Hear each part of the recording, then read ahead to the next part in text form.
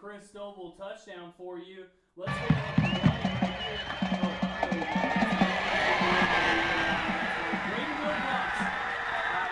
here. Game up just about 1 point short, but Christoval is only down by 1. 7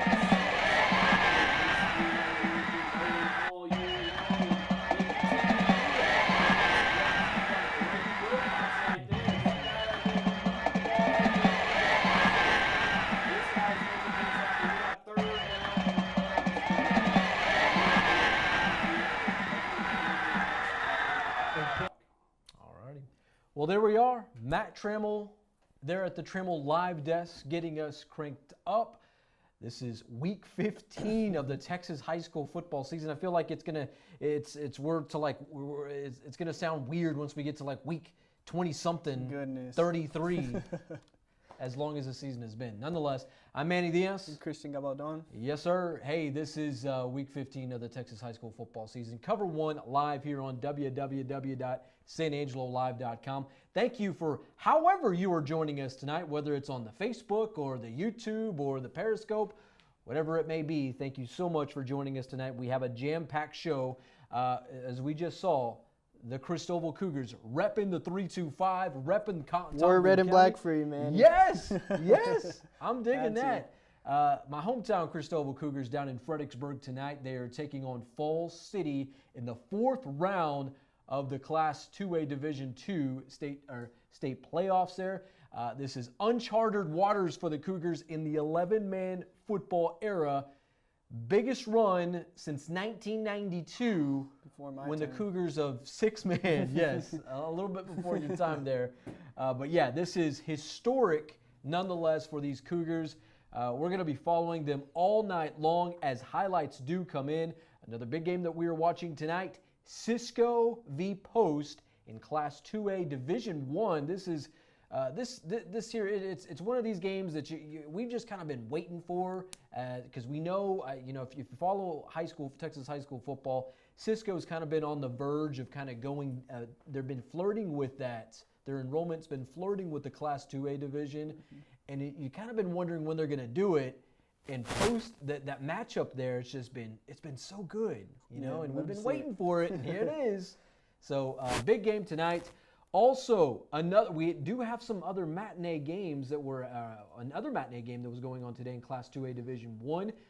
Refugio in Shiner down in the Alamo Dome in San Antonio. We're going to bring you the goods on that one. Plus some Thursday Night Lights action with Jim Ned and Pilot Point. And man, oh man, what a great game down in Stephenville, Memorial Stadium there on the campus of Tarleton State University. So I had the opportunity to kind of hang out with them. Very good stuff. We'll get to that here in just a bit. But first hour presented by Little Caesars of San Angelo, whether it's the hot and ready before the game, during the game, after the game. I know last week it was like, hey, if you need to get away from the turkey munchies, if you're tired of the turkey, if you're tired of the family. Yeah, send the aunt to get a pizza. Yeah, pizza. Get her on out of there. All right, so yes, we have boots on the ground in Fredericksburg, Texas at Badland Billy's Stadium. There, James Bellini is hooking us up tonight. Usually the guy that's kind of helping us out with that. Plus, we will also check in with Ryan Chadwick. Usually the Bobcats, the resident Bobcat connoisseur. Yep. But tonight, hanging out with the Christoval Cougars against Fall City. So, we'll hang out with them. And then, of course, Brent Blinkers is hanging out in Abilene, on the campus of Abilene Christian with Cisco and Post. All right, not a whole lot of games going on streams tonight. Well, some of them are, but we'll kind of get into that. I'll give you the Cliffs notes. So Fox Sports Southwest, if you want to buy a stream from them, $500. That's just probably not. That's the opening cost for that. So that's the cost of putting on Texas high school football in the COVID era. Come on, man. Come on, man. Come on, man. Yeah, that's my thoughts exactly on that. Bugging. Trammell, your thoughts? Man, I mean, come on. These kids, they're playing a free game. These taxpayer dollars are doing it all. Come on. Let's give the people what they want. Yeah. But then we are. We're going to go ahead and give you all all the live action from your Christoval Cougars all night long. And guess what? James Bellini is hooking it up as soon as they get it. So we may not have it live, but we pretty sure do. I know. We're pretty close to being live. I'll tell you that much. Yeah. All right. Thank you, Matt Trammell, hanging out there at the Trammell Live Desk. All of our highlights tonight presented by Eggemeyer's General Store, the best darn little general store in West Texas. Christian, if you're looking for a gift for Mom there, for Cindy. Absolutely. Why not? Don't spoil it. I She know. doesn't need to know, but Just sure. do it. Tell them Manny sent you. Tell them Trammell sent you. Hey, I'll tell you what, not only is the a great place to buy stuff for Mom, but I recently been in there and I had to buy something for my little niece. They have tons of kids stuff in there too. And if you have somebody who's just a little baby around, they have one of the greatest things in there for if you have someone in your family you don't know what to buy a gift for, trust me, Eggemeyer's is the best spot to do that. All right. But nonetheless, we're to some football. We got a lot on the table. We got some scores for y'all, and they're already coming in hot thanks to Yantis Green, Sonia. They're going hard over there. They're doing their thing. They're getting some things going. So let's go ahead. Well, I can run y'all a few scores. It's first quarter, so let's get it going. Yeah, why not? So remember, these scores are all brought to you by Deersky and Deersky Realtors, the real estate professionals of Texas. You can find everything. You can find videos, this video, more videos. You can find sports coverage, football briefs, whatever you want. But let's get to the scores. Buffalo Rankin, they're still battling Franklin right now. In first quarter, they're still zeros. But Lindale Kilgore, 13-0 in the second quarter. Another one, Llano versus Lago Vista. Llano 14, Lago Vista 7. But remember, this is going to be a tight one all the way through, and it's a good one to go at the beginning. Hallettsville Columbus tied at 7s in the second quarter. Mount Vernon up by 1 point in the first quarter, 8-7. Went for the extra point, went for the 2 point, and they actually got that one. Crawford beating up Bosqueville right now, 21-0 first quarter. Gilmore against Caddo Hills, 14-7. Gilmore's winning that one. Graham against Salina, 14-0. Graham's winning that one. Fall City, they're beating Christoval right now, guys. It's okay. We saw the touchdown earlier, but trust me, these Cougs got a lot of fight in them. 7-6 right now, second quarter. Mart Tinaha? Tinaha. All right, thank you, Manny, on East that one. Texas. Mart against Tinaha. Mart, defending state champion, 21-0. That's the first quarter Mind you, score. the winner of Christoval Fall City will get the winner of Mart and Tinaha next week in the state semifinal round. So that's little things to come. We're getting close to AT&T Stadium. That's right, Manny. Mckamey, Wellington, 18-0. Mckamey's winning this one in the first quarter. Richland Springs is getting strong. This is a second quarter score. Are you kidding me? 37-20. That's right. Richland Springs is winning that one. Balmoral against Groom. Groom barely squeaking by right now, 30-28, but it's anyone's ball game in the third quarter. Gunter against Eastland. That one's final. It happened last night. 61-28. Gunter beat the boys from right outside of Brownwood. 61-28. We got tons more scores. Don't forget about this one right here. Borden County, Sterling City. This is #1 team in the state. They got a tough one against them right here. These are Battle of West Texas. Whoever wins this one is more than likely going to keep going to Arlington. Yeah. So keep your eyes posted on this one. Cisco Post, Beckville, Timpson, Refugio, Shiner. All these, we're going to have a lot of these scores up, so don't forget to check them out. And you can check all these out at www.sanjolive.com/scores. Remember, this is brought to you by Deersky and Deersky Realtors, the real estate professionals of Texas. This has been Joe's Ice House Live Scores Desk for now. Back to you guys at the old desk. Hey, Antoine, tell him we got cover.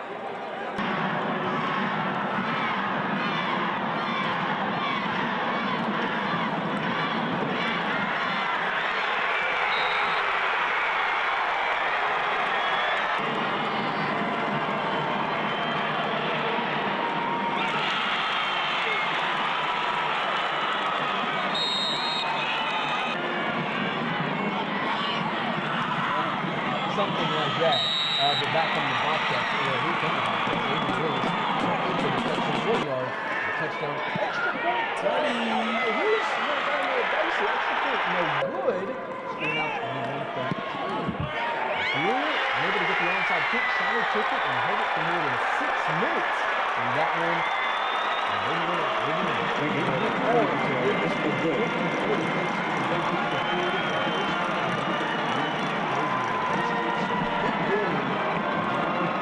San Antonio with that one there. So good stuff already shaping up Friday night, no games down to done. That's, when I was down in San Antonio for a cup of coffee down there with the EDC Friday, it was always nice to see the Alamo Dome fill up that time of year. Yeah. When we had UTSA playing there, and then you get the Friday and the Saturday good games of the Converse Judsons, the Smithson Valleys. Yeah, it'd definitely be fun to play there. And then all those other cats down in there. So yeah. Cowboys used to have their training camp there too. Yeah. In fact, the time when I was there, that was the final year that the Cowboys had training camp in the Dome, and it was probably the craziest thing. One of the craziest things that I saw. So Tony Romo, when you think you know Tony Romo, you think again. So practice had wrapped up. Then the media is kind of huddling around the usual suspects of Tony Romo and everyone else, Jason Garrett and everyone. And so I, along with the other media, huddled around Romo, and then this dude's like, "Man, I gotta go." We're like, "Huh? What are you doing?" Well, there's Pee Wee Herman over there at the end of the dome. Really? And Romo just makes a mad dash to him. It's like the dude just saw Jesus. Man. Pee Wee Herman, that's almost like Pee Wee Jesus. Herman, yeah. So there was that. But yeah, so that's my claim to fame, Pee Wee Herman, Tony Romo story all in one. Trammell, I do see that we are having we have an update from Fredericksburg with Christoval. Yeah, unfortunately, we do have a little update, and Manny, you're not gonna like it. Here we go. Fakes the handoff, rolls out left, and just finds the man right there. Uh-oh. Wide open. Oh, no. That's a touchdown for Falls City, and they're going to make the extra point right here. It's 14-6 right now in Fredericksburg. Okay, hey. So it's still a one possession I'm ball game, nowhere- but still, these boys out here, looks like we're going to have a lot of points, Manny. I'm nowhere near the panic button tonight. I mean, Still within a Braden Wilcox touchdown. So. Hey, yeah, that's right. Bo Jolly. Bo Jolly. Yeah. I think, I'm going to go and just put the panic button way over there. I mean, just not even on the set, and we're just going to leave it there. So. Well, you never know, Manny. We might have to move it a little closer throughout the night. We're gonna find out. Hey, I know you like to be the Debbie Downer. Not Debbie Downer, but more realism. I'm not going to call you the hater of it, but you certainly like to push some buttons. I don't like to be the hater. I mean, I just like to be the bearer of bad news. That's basically Christoval's home field now. So I know that is. They might have a little advantage. Jack Party Stadium South. Hey, there. well, you know what? I have another just good highlight for you, just in case you thought all was lost. You thought all was lost. Okay. And guess what? The man made a plan and got it done. All right. Here it is, right here. Hit me with it, Trammell. No touchdown, but right here, just a handoff, and dude, talk about getting in scoring position right after a touchdown. He barely even made the tackle. He didn't act like he wanted to for a while, but now they're down to the 5-yard line. So be on the lookout. That's Joshua Fava, my That's right. Look, hey, number 9, do you actually want to play football or do you want to play basketball? I know. You're just guarding me, man. Get ready for the basketball season after tonight, my man. All right, man. You seem a little confident here, but Joshua Fava brings this thing from their own about 35-yard line to all the way down to about the 6-yard. About the 6 or 4-yard line. So we're in first and goal territory. Don't worry, the Christoval Cougars are still in this ballgame. All right. Thank you, Matt Trammell there. Tonight it's not the Joe's Ice House Trammell desk. We're going back and forth with some today's not Joe's Ice House, but I still love those guys. We're Pizza, Eggemeyer's, Joe Icehouse guys. I mean, come on, you can't go wrong. Yeah, I know. No matter where you want to go, these guys right here are always the best. You need some pizza? That's the best place. You need some fudge? That's the best place. And you need a little after fudge pizza fun? That's a great place. Okay, Back to you guys. Thank you, Matt Trammell. I love the plugs. The plugs are just probably the best thing of the. I mean, the Trammell live desk is good on its own, but the plug afterwards. Man, you could probably sell this Trammell live desk on its own, and I don't understand why we have it. So anybody out there want to be coming out of my mouth, just hit me up. I mean, we got it. Come on, guys. All right. Thank you, Matt Trammell. I'm sure if Matt Trammell can put a sticker on his shirt perhaps maybe replace a ball cap I was with gonna the say, sponsor, little he'd dad do hat. it. Hey, you know what? If anybody wants to go ahead and throw that cash this way, I am more than welcome to Give it put a loop. tropical smoothie. You know what I'm saying? Maximus Nutrition, wherever we want to put it. Let's do it. Let's do it, guys. Nice. All right. Okay, so thank you, Matt Trammell, once again. Hey, another big game that was under the Thursday night lights from that we mentioned earlier this evening was, along with Jim Ned and Pilot Point, was Windthorst and Munster. That is a Class 2A Division II game. That is Region 1, Christoval's Region 4. So Windthorst, Munster, you wouldn't see one of these teams until likely you got to the state championship if Christoval got to that point, which I'm fingers crossed, man. Fingers crossed. But yeah, so there was a big game from that one out there last night. In fact, we're going to go ahead and check in with that here. All right, here we go. Class 2A Division II, Region 2, Windthorst, Munster hooking up under the Thursday night lights. Winner gets Mckamey or Wellington. First quarter, Trojans with the rock. Max Owen looking deep, and what a balls. He finds Kyle Wolf for the big gain. Later in the drive, Ethan Belcher for the how you doing 1-yard touchdown, giving Windthorst the early 7-0 lead. But here come the Hornets. Trent Anderley, I'm up and over. Get that one. Yeah. Get that one. Get you one, boy. Get you one. Yeah. Remember earlier that Kyle Wolf kid? There's Anderley there. The Kyle Wolf kid, well, here, he was making the grab earlier. This time for the 3-yard touchdown to make it 14-7 Windthorst. Second quarter now. Trojans looking to make it a double-digit lead. And that they do, courtesy of Max Owen to side Belcher. 2-point try good, 22-7 Windthorst. Any linebackers in that play? Yeah, Trojans go on to win this one 30-20. So they advance. They will get the winner of Wellington and Mckamey in the state semifinal round. So, Man, those boys from Mckamey. Yep. It's going to be tough. Heating up the Texas high school football playoffs, that is for sure. We'll get to Pilot Point and Jim Ned. We'll also hear from the Indians coming up later in the broadcast. In that one there. So, Eddie Brock, that's all I can say, man. That is just the craziest story of the year. I don't care what anybody says. Yeah, Wall this or, Christoval making this big run, Sterling City being amazing. These things happen. You know what doesn't happen? Brock getting beat, boys. Brock got beat. They got dealt What with. happened? The number one team in Texas. Number one team in Texas. And, Brock, since their start, has only lost a handful of games. And Jim Ned, who would have thought? Yeah. Hey, Trammell, I do believe we got another update from... Yeah, I'm ready to go when you are, buddy. Ooh, boy. I love these updates, and I love how this one's going to shake out here. Let's go right to it. Let's do it. So here we are. Braden Wilcox takes the snap. He looks right. He looks left. Said, heck with it. I'm going to take it in myself. Yeah, we boy. can watch it again right here. Look, a little quarterback draw. Everybody, oh, it's a pass. Oh, it's a pass. Oh, wait. No, it's not. Then that's exactly what you can do with these running quarterbacks. You can say, oh, they can throw all day, but also right up the gut. I mean, Braden Wilcox, you've heard this name a million times if you're a Christoval Cougar fan, and if you're not just a COVER1 fan, you've still heard this name 100 times. Yep. Braden Wilcox. This man is running and he's throwing, and right now he has tied this ball game up. Oh, wait, point after no good.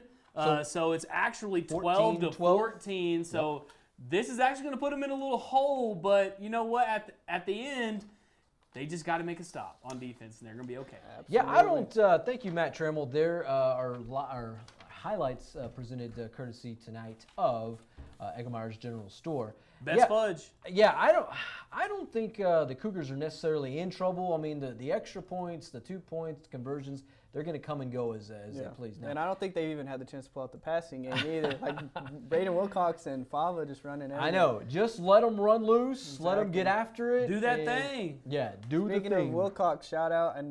I saw he got an offer from ASU. So Okay. yeah, so okay. he's out there Yeah, grinding. For a quarterback?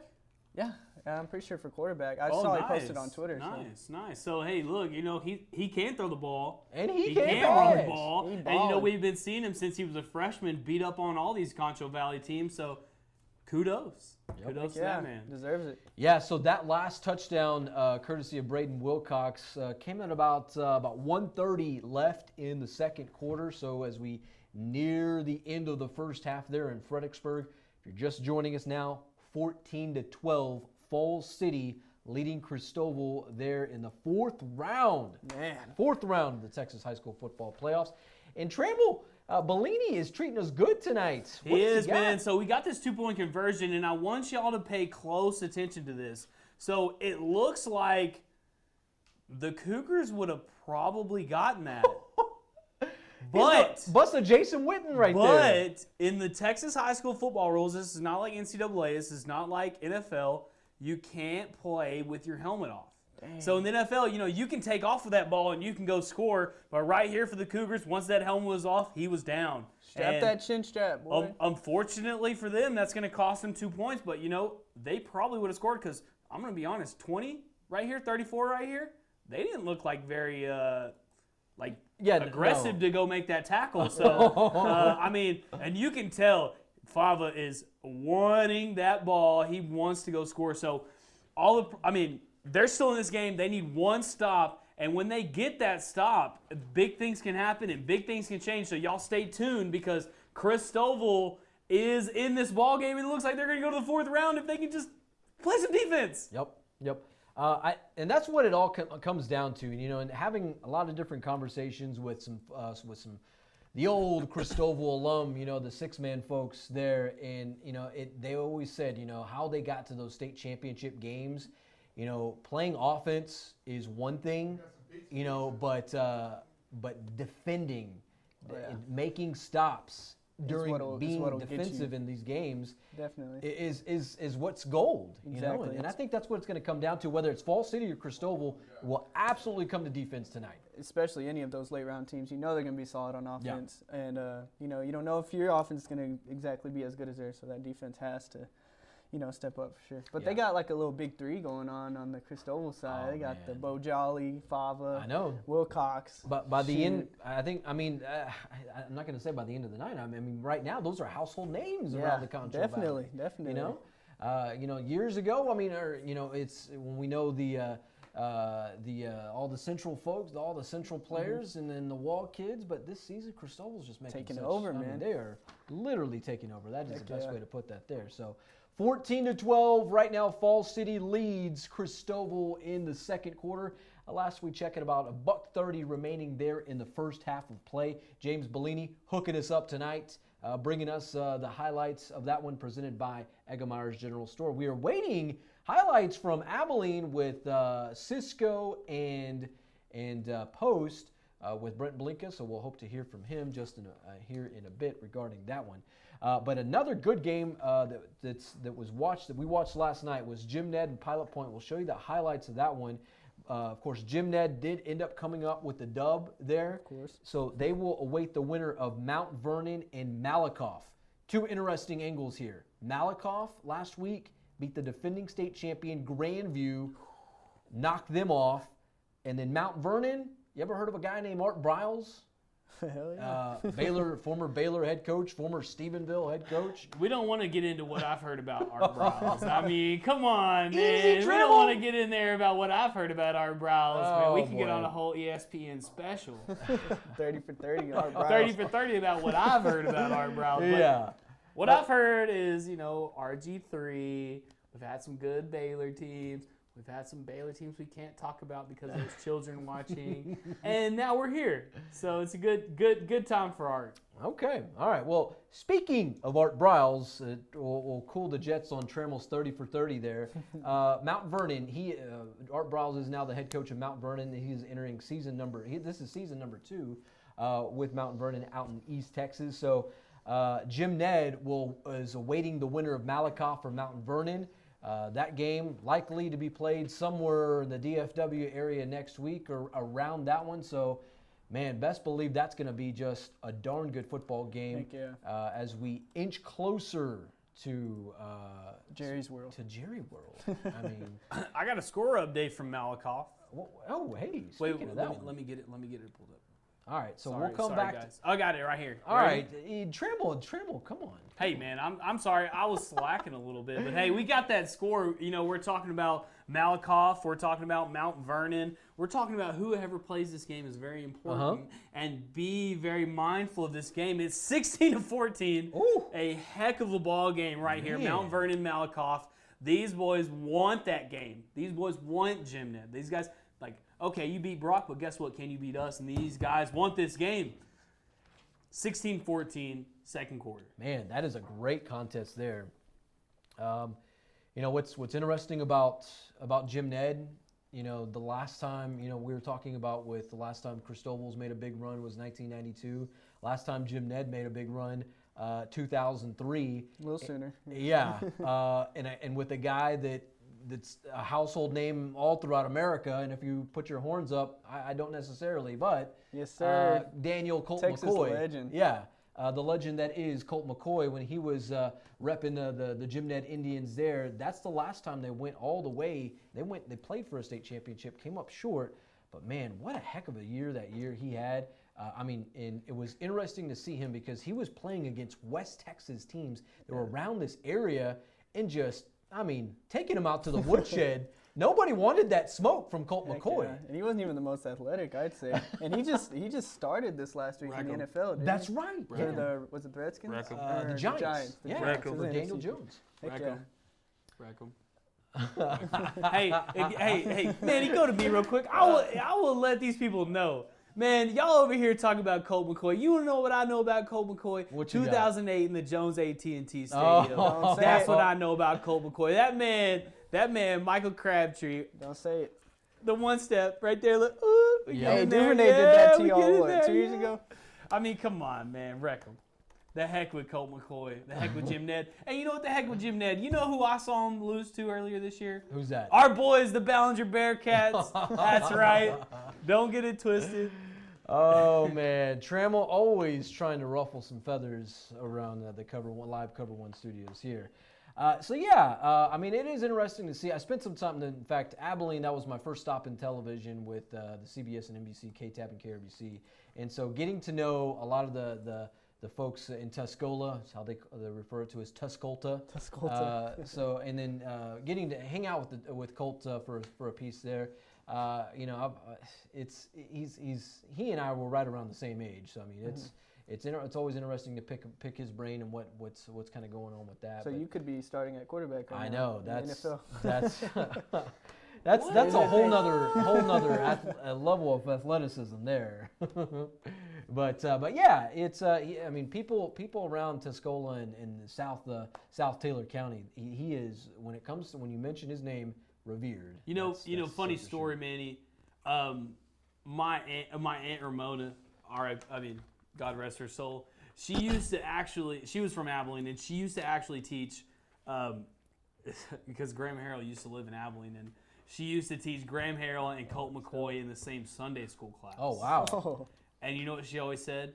Oh, that Colt McCoy dude is so sweet. Oh my goodness, he's so sweet. You know what I always thought? He lost in 2008 to Texas Tech against Graham Harrell in the last second of the game. I don't care. Man. I don't care. The heck, Daggers that was a national tonight. championship for them, and they lost it. So the heck with Colt McCoy, Jim Ned. They're gonna lose next week to probably Malakoff. Oh, We're gonna find out. easy, But Trammell.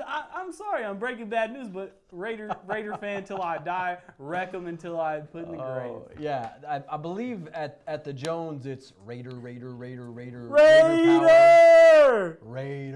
power. Yep.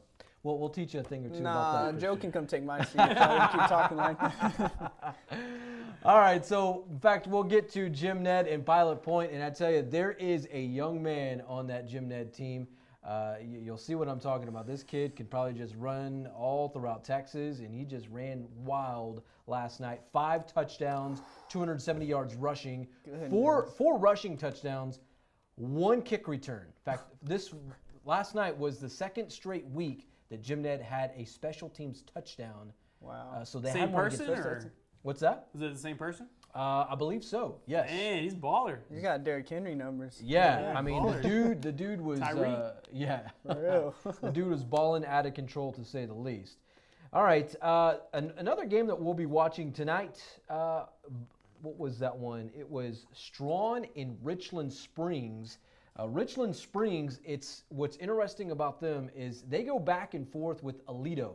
They've been going back and forth with the Bearcats for a number of years for the most state championships in Texas. That's a good thing to go back. I mean, it's insane. Yeah. I mean, because they're trading off. It's like in last year at Jerry World when not Sterling City, but when Richland Springs won their state championship on a Wednesday or Thursday afternoon. You know, at that point they were the team that had the most titles in Texas. Well, then Aledo comes around on Saturday morning. What do they do? They win it, and there we are. We're tied again. Yeah, so both those teams sure know how to win. The bid continues for that, so we'll check in with that. That's a huge game that's going on there.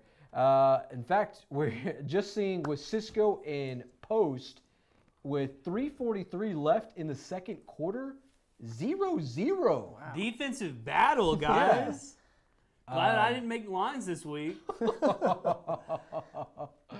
Man, that's I bet that is just a great football game. I mean, if you like fireworks and the offensive display, maybe not so much. Yeah, it's not my type of football game. Yeah, but, I mean, they're giving it their all. Yeah, that's impressive to say the least with that. So 0-0 there at ACU's Anthony Field.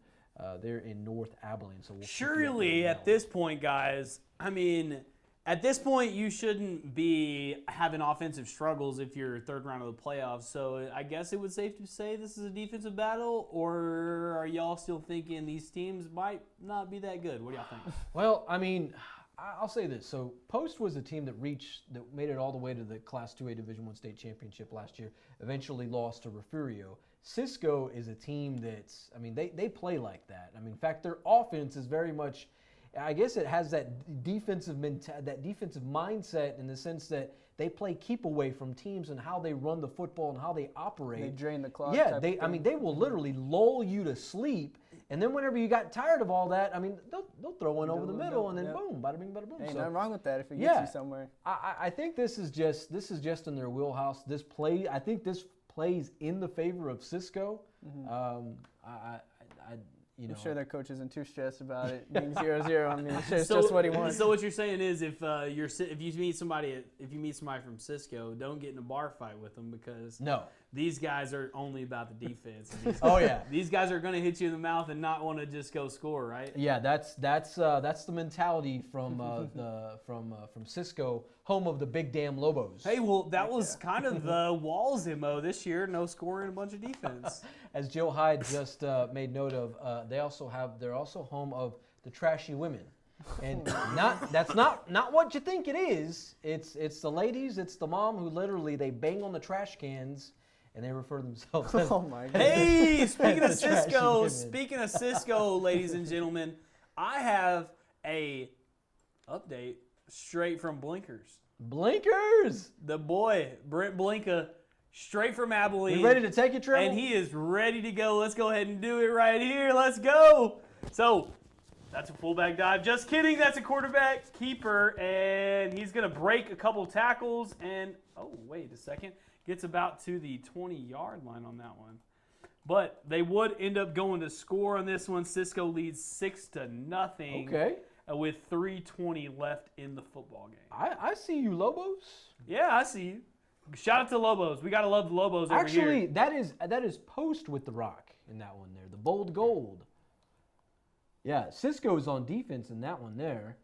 Well, either way, I have a score update that says 6-0. Cisco leads with 3:20 left in the second quarter. Hopefully, Blinka wasn't mixed up. Okay. COVID knocked out the Trashy Women. Joe Hyde coming in with the zingers tonight. In fact, we might have to bring him in on the broadcast. I'm not mic'd up. Wait a second, Manny. Are you sure, bro? Yeah. So that. Oh, that says tornadoes on their front. Yeah, it does. Yeah, it's the old bold gold. I always just thought it said Lobos on the front. Yeah, the Lobos. The wrong Lobos with the ES. The real Lobos, they don't spell it like that. They spell Lobos. L-O-B-O-S-S, L-O-B-O. The real Lobo. So Trammell, enlighten the folks of where you get the Lobos. The level land Lobos. Let's go. Hold your L's up. The land. That's right. Hey, they went to the playoffs this year. They took a first-round upset. That's okay. Hey, Everybody goes to playoffs. Hey, we have a 4-man district. Don't hate. All righty, Matt Trammell catching us up there right now from Anthony Field on the north side of Abilene. Cisco leading Post 6-0 there in the second quarter with about 3:20 to go left in that one. So big game going on there. Of course, the game that we're watching tonight, Christoval Falls City currently at the half. Yep. Falls City leading Seatown 14-12 at the break. I'm confident. I'm not. I mean, the panic button is. I mean, it's not even in the studio tonight. You know. So Manuel. Yeah. This freaking game is so close, dude.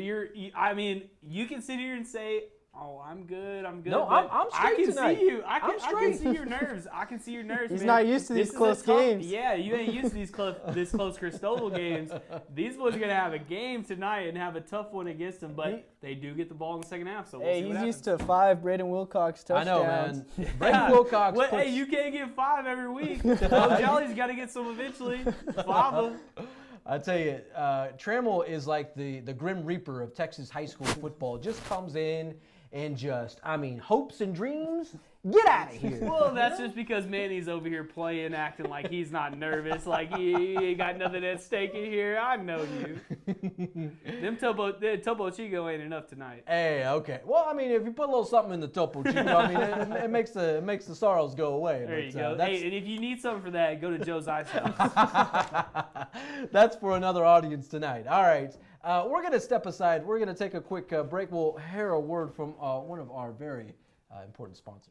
Like our area teams under the Friday Night Lights, here at Bug Express, we're all about teamwork. With over 40 years of knowledge and experience in pest management, our team knows how to get the job done. Give us a call today at 653-0069. All right, and we're back. Big thanks to Bug Express Pest Control. They are the proud sponsors of our weekly previews. We'll have that one coming up here in just a bit. Of course, our first hour of coverage tonight presented by Little Caesars Pizza of San Angelo. Pizza for all those pregame, mid-game, post-game, just trying to get out of the house and do what you got to do. Yeah. Yep. Get you some pizza. I'm sure they deliver as well. Little Caesars. I think they of do. San I think I Angelo. saw a commercial for that. Little Caesars do The hot and ready, man. I mean, you can't beat that. Certainly, I remember when I was in college, Pizza. and the hot and ready. I mean, when you're on the budget, Young, dumb, and broke. yeah, man. I mean, the hot and ready comes in. Can't beat $5. You can't. Pizza.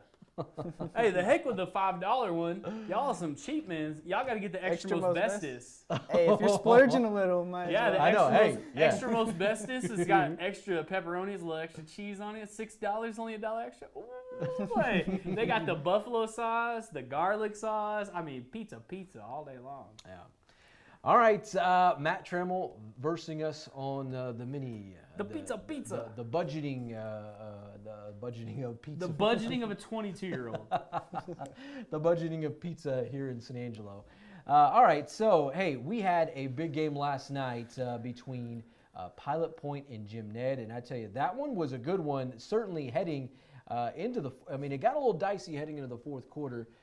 Jim Ned wasn't completely. They didn't completely have it in hand. Pilot Point was still sticking around.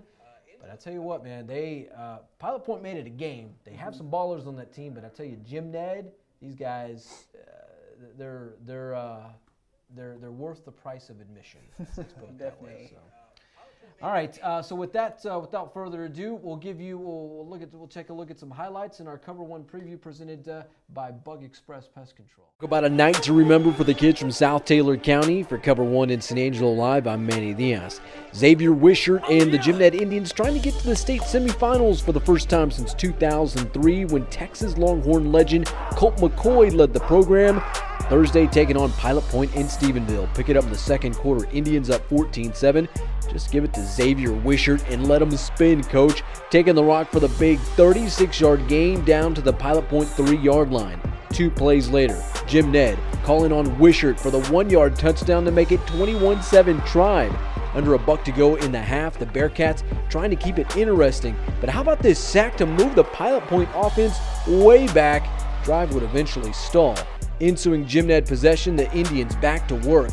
Check out this pitch and catch from Tate Yardley to Braden Lewis over the middle for a big gain to the Pilot Point 15-yard line with 8 ticks left in the half. Would eventually set up Hayden Humphreys to send a 23-yard field goal through the uprights to end the half and make it 24-7 Jim Ned. Third quarter now, the Tribe with the rock, but the question here, for how long? Number 11, the QB1 loses the handle, but thankfully gets it back. Very next play, any question who the Indians are going to give it to? How about trusty old Xavier Wishart for the 6-yard touchdown, extending the Jim Ned lead 31-7. But back come the Bearcats. Check out this 40-yard connection from Max Holler to Aiden Cox for the 40-yard touchdown. Man, can this kid move. Giving Pilot Point just a little life. Under 4 minutes left in the third, following another Wishart touchdown, his 5th of the game. Pilot Point not waving the white flag. Holler to Avery Smith for the 38-yard touchdown, and it's now 38-21 Jim Ned. Fourth quarter now, Pilot Point trying to stay in it, but how about this Jim Ned defense coming up with the sack while jarring the ball loose at the same time? Tribe recovers, and doing so in great field position. Ensuing possession on 4th and 3, Jim Ned rolling the dice, looking to put the dagger in this one. Free play off the offsides on the Bearcats. Tate Yardley to Zach Henderson, top shelf for the touchdown. Pilot Point would eventually get in the end zone one more time, but all Jim Ned as they seal the dub 45-28. They're headed to the state semifinal round for the first time since Colt McCoy led the program back in 2003. Coming up, the Tribe talks the 5-touchdown, 270-yard night from Xavier Wishart, the clutch moment from the defense, and the birthday present to remember.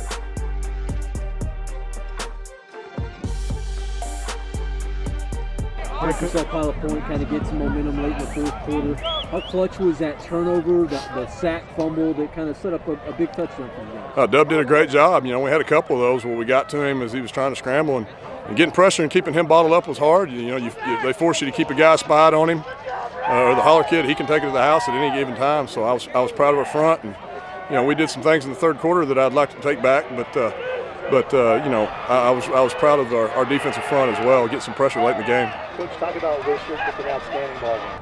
Hey, he did. He had a great ball game on both sides of the ball, and he's an outstanding football player. And you know, we talk about, hey, big players make big plays in big games, and you know, we've been waiting for him to pop off here the last few weeks, and they finally got spread out enough trying to defend pass that we kind of had some opportunities to do that, especially in the second half, and he came out and did what he does. Very proud of him. The other day we said they're the meanest 7. I mean, they explained it tonight. I mean, they opened up run holes left and right for me, and I mean, you saw on the field. I mean, that was all them. That was all them. Could you have asked for a better birthday present tonight? Absolutely not. Absolutely not.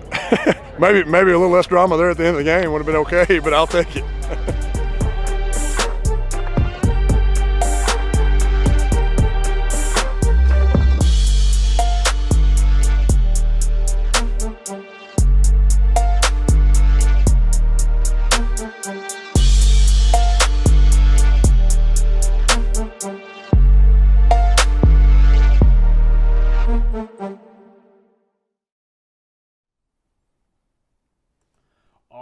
Here we go. We got some first half highlights from the Christoval Cougars. Right here, quarterback just hurdles the first one and then barrels his way in. And unfortunately for the Cougars, that's going to lead to a 7-0 start for them. Well, actually, following this play, it's going to make a 7-0 start. But guess what? That's okay. We got Jake Fava. He's a baller. He's going to run. But here's Braden Wilcox right here for the touchdown. And that's going to make it 7-6. Oh, right here, just a top, right over the top right here. That's going to make it 14-6 as Fall City takes the lead in this one. But don't worry, we're still balling. Jake Fava, he's going to have a huge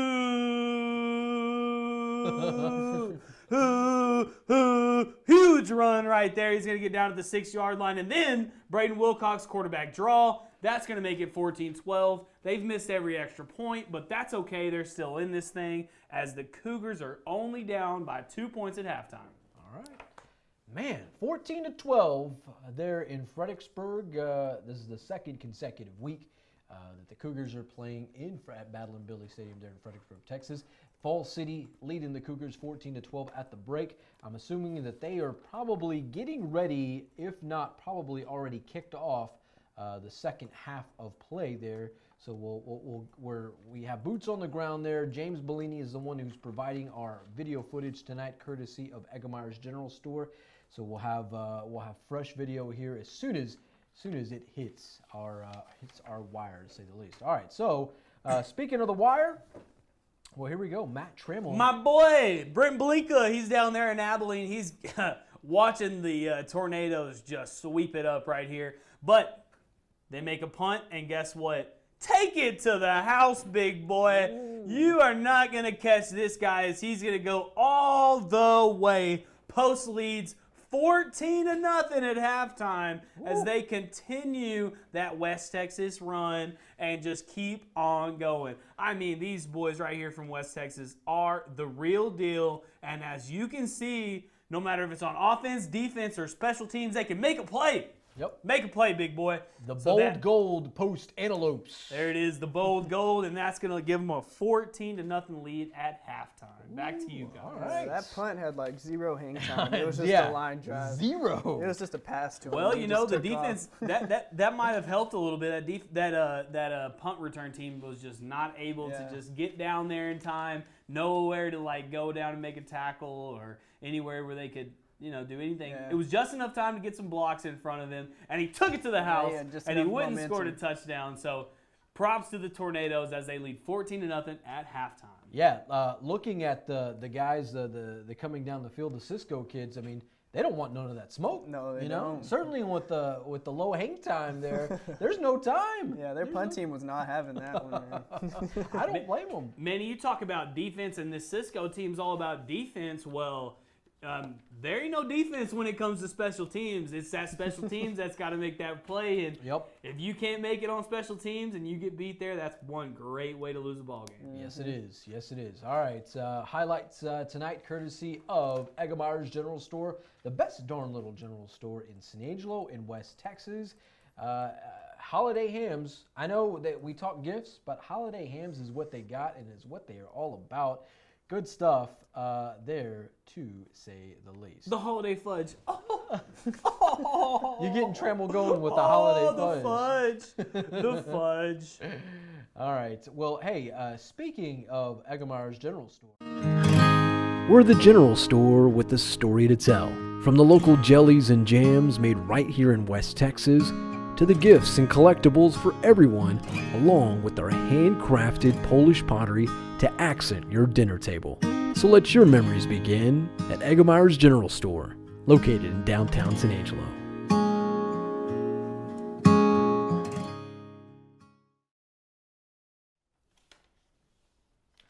All right, welcome back. This is Cover 1 Live, week 15 of Cover 1 Live here on SanAngeloLive.com. I'm Manny Diaz, joined along Mr. Christian Gabaldon and Matt Trammell there at the live desk. Aye. Trammell, we gotta spice up your name a little bit. Hey, look, y'all got some little, I'm not, Trammell? Yeah, Trammell. y'all got Christian Gabaldon, Manny Diaz. There's Matt Trammell. Matt Trammell. Yeah, go ahead and give me some mayonnaise with that name, boy. But that's okay. You know what I bring to this thing? Some flair. I got all the flair for y'all, so don't worry. We got a whole lot more coming, guys. Trammell, do we got any score updates we can pass along to the folks? Yeah, 100%. We have halftime scores, actually. Okay. So you know what? This is a great time to do it. Deersky and Deersky Realtors, the real estate professionals of Texas. If you want a home, they got it. If you want to rent, look, like me, I rent. I've rented from Deersky and Deersky Realtors before. It's a great company. So go ahead and hit them up. And if you're looking for some sports stuff, SanAngeloLive.com/scores got all of it for you. Sports coverage, football briefs, videos, scores. They all got it all. They got it all. So let's get it going. Balmoral versus Groom. This one's done. Balmoral 44, Groom 38. Balmoral is moving one step forward into that state championship run. Cisco versus Post, halftime. We just saw this one. 14-0 at halftime. They got the extra point after the punt return on that one. Franklin versus Buffalo. Franklin 21, Buffalo 14. That's the second quarter score. We're going to have a late Manny, you might tell me this one. Elyson Fields. Elyson Fields. Elyson Fields versus Wascom. Wascom. Y'all see my my great pronunciation of things. Elyson Fields versus Wascom, 28-21, second quarter. Let's keep going. China Springs, Carthage. Carthage 17, China Springs 7. That's the second quarter score. Timpson versus Beckonville, 22-6. Beckonville, they're losing that one in the second quarter. Llano versus Lago Vista. Llano up 1 point at halftime, 14-13. That's a tight one. Malakoff, Mount Vernon. Remember, this is an important game to see who we're going to end up playing in Jim Ned. 20-16 right now at halftime as Malakoff is taking this one. All right, Crawford, Bosqueville. Bosqueville, why did you show up to this game? 35-0. Third quarter score. 24-14. That's a Gilmore Cattle Mill score as Gilmore is taking this one at halftime. Mart, the defending state champions, they're up 41-23. That's a big one. Remember, they're going to play Christoval at the end of this one, 41-23 at the end of the second quarter. You know it, Trammell. All right, Mckamey, Wellington, 18-16. That's a halftime score, 2-point ball game, one possession, not even. Let's go ahead and get it going. Richland Springs versus Strawn, 45-34. Remember, 1 point ball. I mean, not 1 point, but it's a pretty close game, fourth quarter. Hopefully, Strawn can just muscle up a little bit and get it going Superman style. Okay, Kilgore versus Lindale. Kilgore, 1 point lead, 21-20 at halftime. Tie ball game in Springtown and Canyon, 7s at halftime. Canadian versus Childress at halftime. Canadian, they're a powerhouse. They've always have been, 31-7. That's a halftime score. 14-12, that's the Falls City Christoval. Remember, we're at halftime, but hey, Christoval, they're battling the whole game. Refugio, Shiner Bach, nothing better. 24-13, Shiner, nothing's finer. That one's final in that one. Windthirst versus Munster, 30-20. Windthirst took that one. That one's final. Graham versus Salina. Graham, total powerhouse in the 4A. 17-7. They're going to continue this one. That's at halftime. 14-10, Columbus versus Hallettsville. 14-10. Remember, Columbus is winning this at halftime. Gunter versus Eastland, 61-28. That one's final. And trust me, guys, we're going to have just scores like this and a whole lot more by the end of the weekend. San Angelo Live /scores. We're going to have all the football breaks, scores, sports, everything you want, videos, anything you want. It's all right here. Brought to you by Deersky & Deersky Realtors, Real Estate Professionals of Texas. Eggemeyer General Store, they're hooking it up this week. And remember, you can check all these out at www.sanangelolive.com/scores. This is brought to you by The Live Desk, Joe's Ice House. Not a sponsor, still my favorite. Trammell's not letting go of Joe's Ice House. I will not. The over-under, how many times we'll hear Trammell mention Joe's Ice House? I'll go ahead and set that one there. 4? You taking 15? 4? You say 4? Yeah, 4. I'll pick the over. Definitely over. Maybe 4 in one sentence. All right. Trammell, we saw something interesting yesterday, and I'm pretty sure, because we did share this on SanAngeloLive.com. I'm looking for it. Yes. I know what you're talking about. Yep. I'm looking. I was about to pull it up before I pulled up the scores. Trammell is reading my mind. So there was a young man from, was it Edinburgh, Texas? Yeah. Down in way South Texas that pretty much just charged an official, a referee last night during a football game. Pretty much just because. Can we just wait and take a second at this? Yeah. Let's wait before we talk about it. I don't think y'all want to look at Todd Pricer very much, but I do. That man is a great guy to look at, funny individual. But let's go ahead and get it going right here, presented by Eggemeyer's General Store. So an unfortunate video we're about to watch. They're in a personal foul against Edinburgh as they're winning this ball game. They're playing a very tough team here, and apparently this kid didn't like that he got thrown out of the game. Let's go ahead and see what happens. I know a lot of people have seen this, and it's not very good to watch. Number 88, of course, takes the wrong decision there and just completely obliterates the ref. Somebody who's not in pads, somebody who is over the age of 50 years old probably, and just pretty much takes advantage of this. Guys, I love football. I love action. I love sports. I've been in a situation like this. It's not fun. It's not good. It's not anything you want to like celebrate or anything. They got kicked out of the playoffs for this because of one player. Mm-hmm. Guys, just kind of give me y'all's thoughts on, you know, I don't know if y'all have ever been in a situation like this, but if you have, give me that. But if not, just kind of give me y'all's thoughts about when y'all saw this. Yeah, that was I was first and foremost I was shocked to see that. Mm-hmm. I never thought I'd you know, I think we've seen, you know, players and the brawling and things like that have cleared the benches, but man, to go after an official, it just and from what I read, this wasn't his first interaction with that. He's had another episode that had the same kind of a very similar encounter. So my thing is, it doesn't bode well for him. Let me ask you this, Christian. You played last year, okay? Who's that big running back for Central? What's that tank's name? Ashton Hartsfield. He played defensive end now. If Ashton ran out there and took out a ref while you were playing the game, or if you did it, what would be going through the mind of not only Coach Davis, but of your teammates and you? Just how selfish it is, and Coach, you'd definitely be kicked off the team like in an instant like that. My thing is, I think it's super selfish because I think these players, I think everybody, you know, every Texan here should be grateful that we're even getting the chance to play football and we're going to even do the show.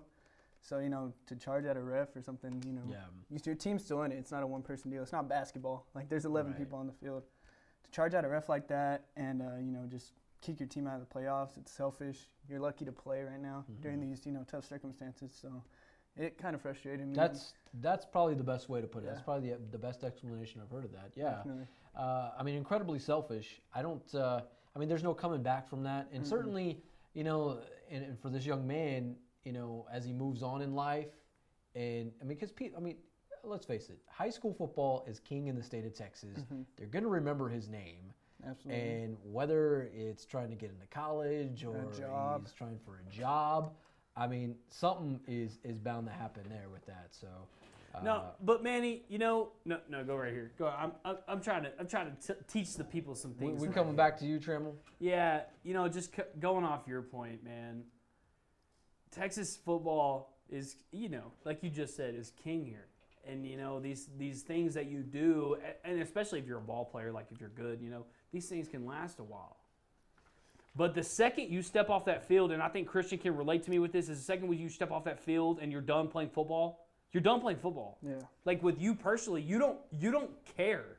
Like I've been in those situations where I was mad at refs. I was mad at my coach. I was mad at my teammates.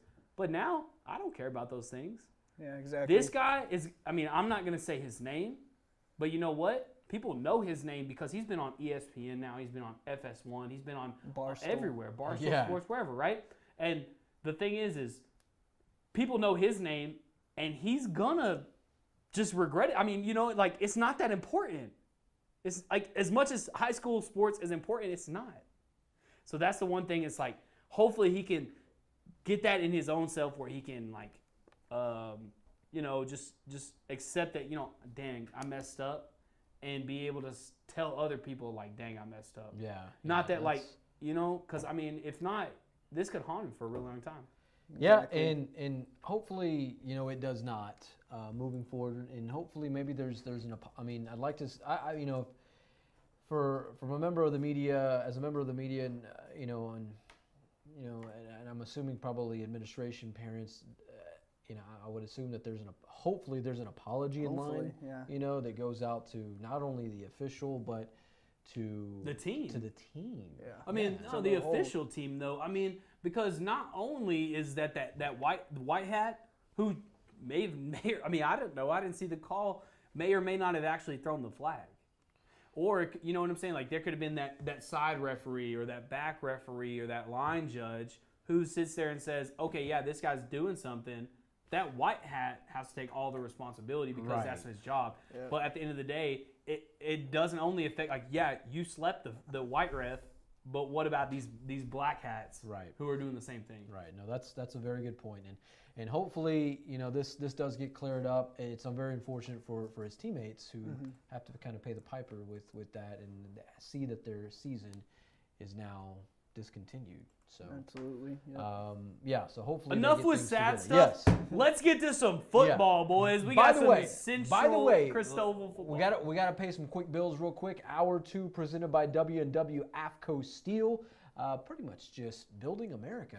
If you've seen a big stadium around the country, it's probably if you've been to Kyle Field. Yeah, if you've been to Kyle Field, if you've been to a number of stadiums around the state of Texas, there's a good chance the steel is actually manufactured here in San Angelo and West Texas. So that's our paying bills. WW AFCO Steel, Hour 2 presented by those guys. Trammell, take us away.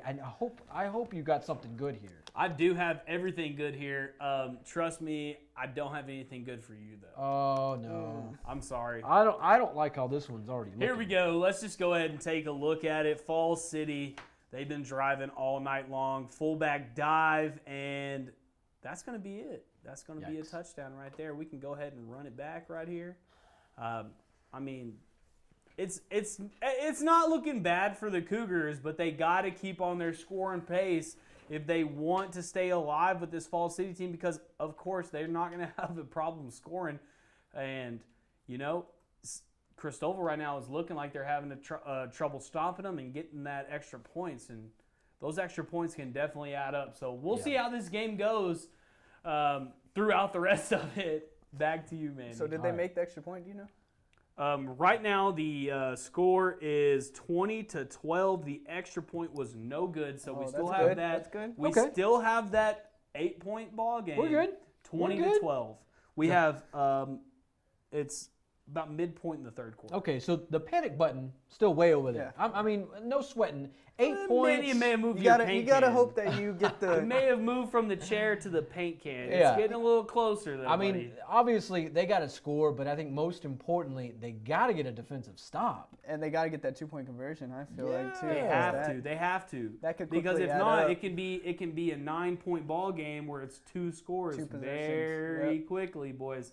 That 2 scores. That's desperation mode. That can make a lot when you're going point for point for point for point. Yep. You got to go ahead and get that 2-pointer, those extra points on there, or else you can fall behind pretty I quick. agree completely.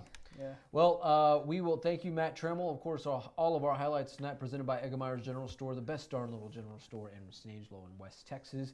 Man, the Cougs, they need some momentum, and they need it quick, fast, and in a hurry. I think they'll be okay. If they can answer back with the score here, I think they'll be fine. Because I think as Brent Davis always says, head coach of the San Angelo Central Bobcats, if you're hanging around enough in the fourth quarter, things happen for you. Things will happen, and you got to take care of that. You just got to stay in striking distance. Hey, Manny. So I may have hit you with some bad news, but Trammell, let's get it going. Trammell, don't hit me with these things. I got you with some good news, Okay. man. I thought he said bad news. I know I said I did hit you with some bad news, but here's the good news. Braden Wilcox is a baller, man. That's right. Oh, is he going to catch him? Is he going to catch him? No, he is not. That's a touchdown. Nice. Yippee! And, man, that was a quick touchdown. Let's run it back. This dude We does always not- like looking he at does things. not We get can watch tired, it man. 3 or 4 times, and we can look. Here it is. There it is. The baller, Braden Wilcox. He finds his man, and dude, untouched.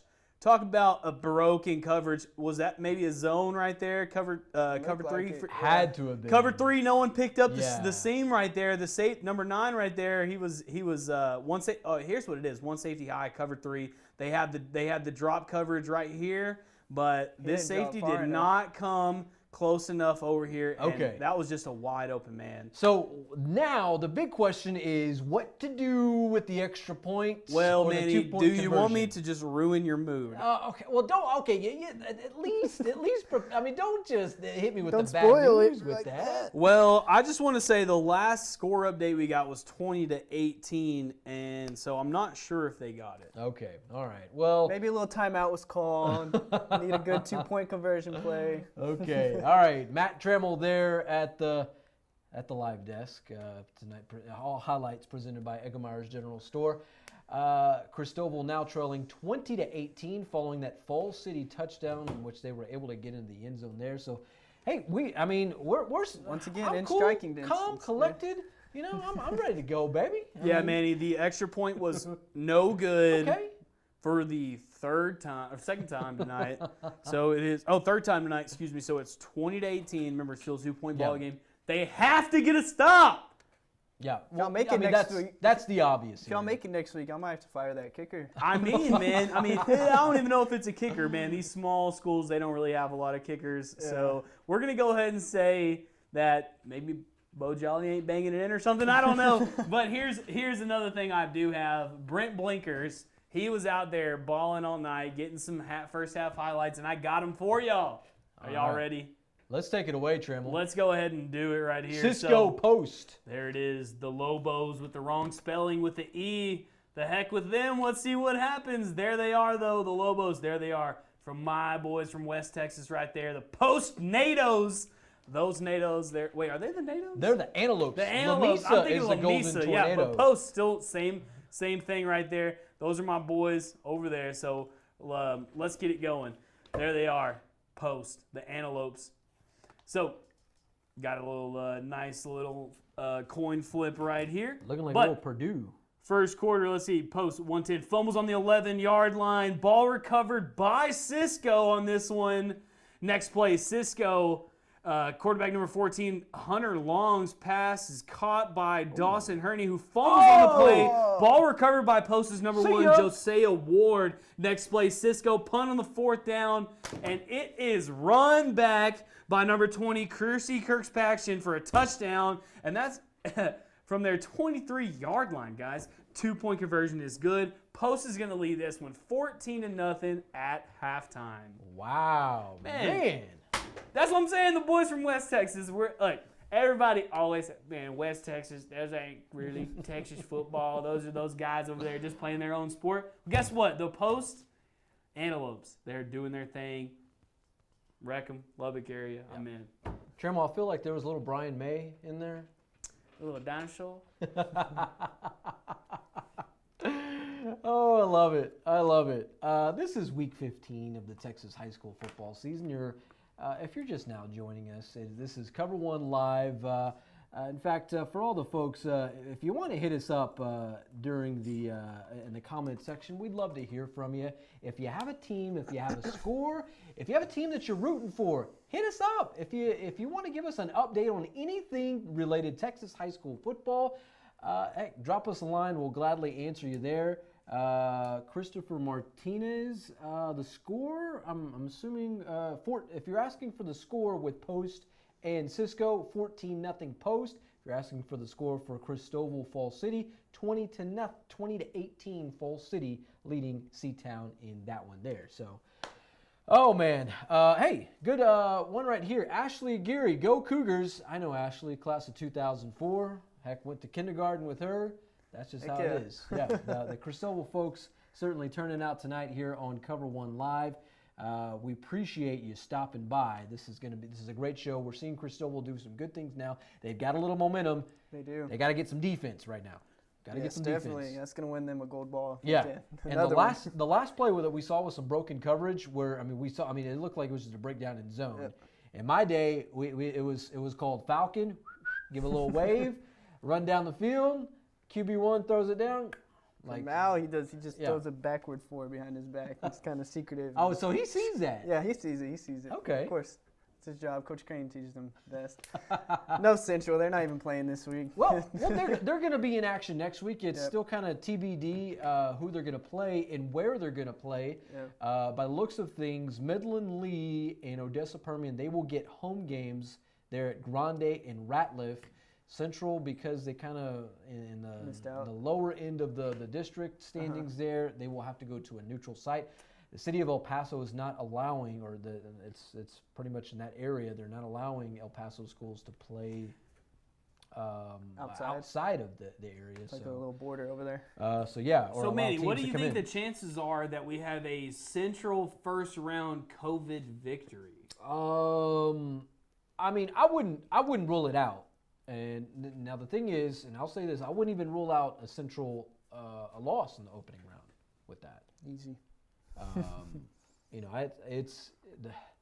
I mean, we've seen a lot of crazy things that happen with the Bobcats in the last few weeks. Can't argue that one. I mean, I think it's you know in recent years, and you know that we've seen them. It's always kind of just been, you know, when you go up against an El Paso school, it's almost a gimme, you know. Yeah. And I this year it doesn't feel like that. No, it doesn't feel like a gimme this year. It went downhill real fast, to say the least, Yeah. with those last 2 games. But Well, you know, the gauntlet, and I wish they would have played against, you know, a Lee or a Permian, you know, to start the a little district earlier. season. Yeah. And I think that would have kind of really shown the measuring. It would have measured them up a little bit better down the stretch, as opposed to like getting them. Because right now, I mean, if you look at them, they look like a bunch of bums, you know. Yeah, they because I mean, you dropped the last 2 games after winning the I think- first few of them. I there think in they the just had district their season. head too high and didn't know what a loss felt like, you know, since before Yeah. pre-district, and you know they just kind of went in with their hopes too high. Right, I guess. right. So But- I think that's really what messed them up. But now for all the Central folks that are watching out there, do you think that am I being a hater? No, I'm not.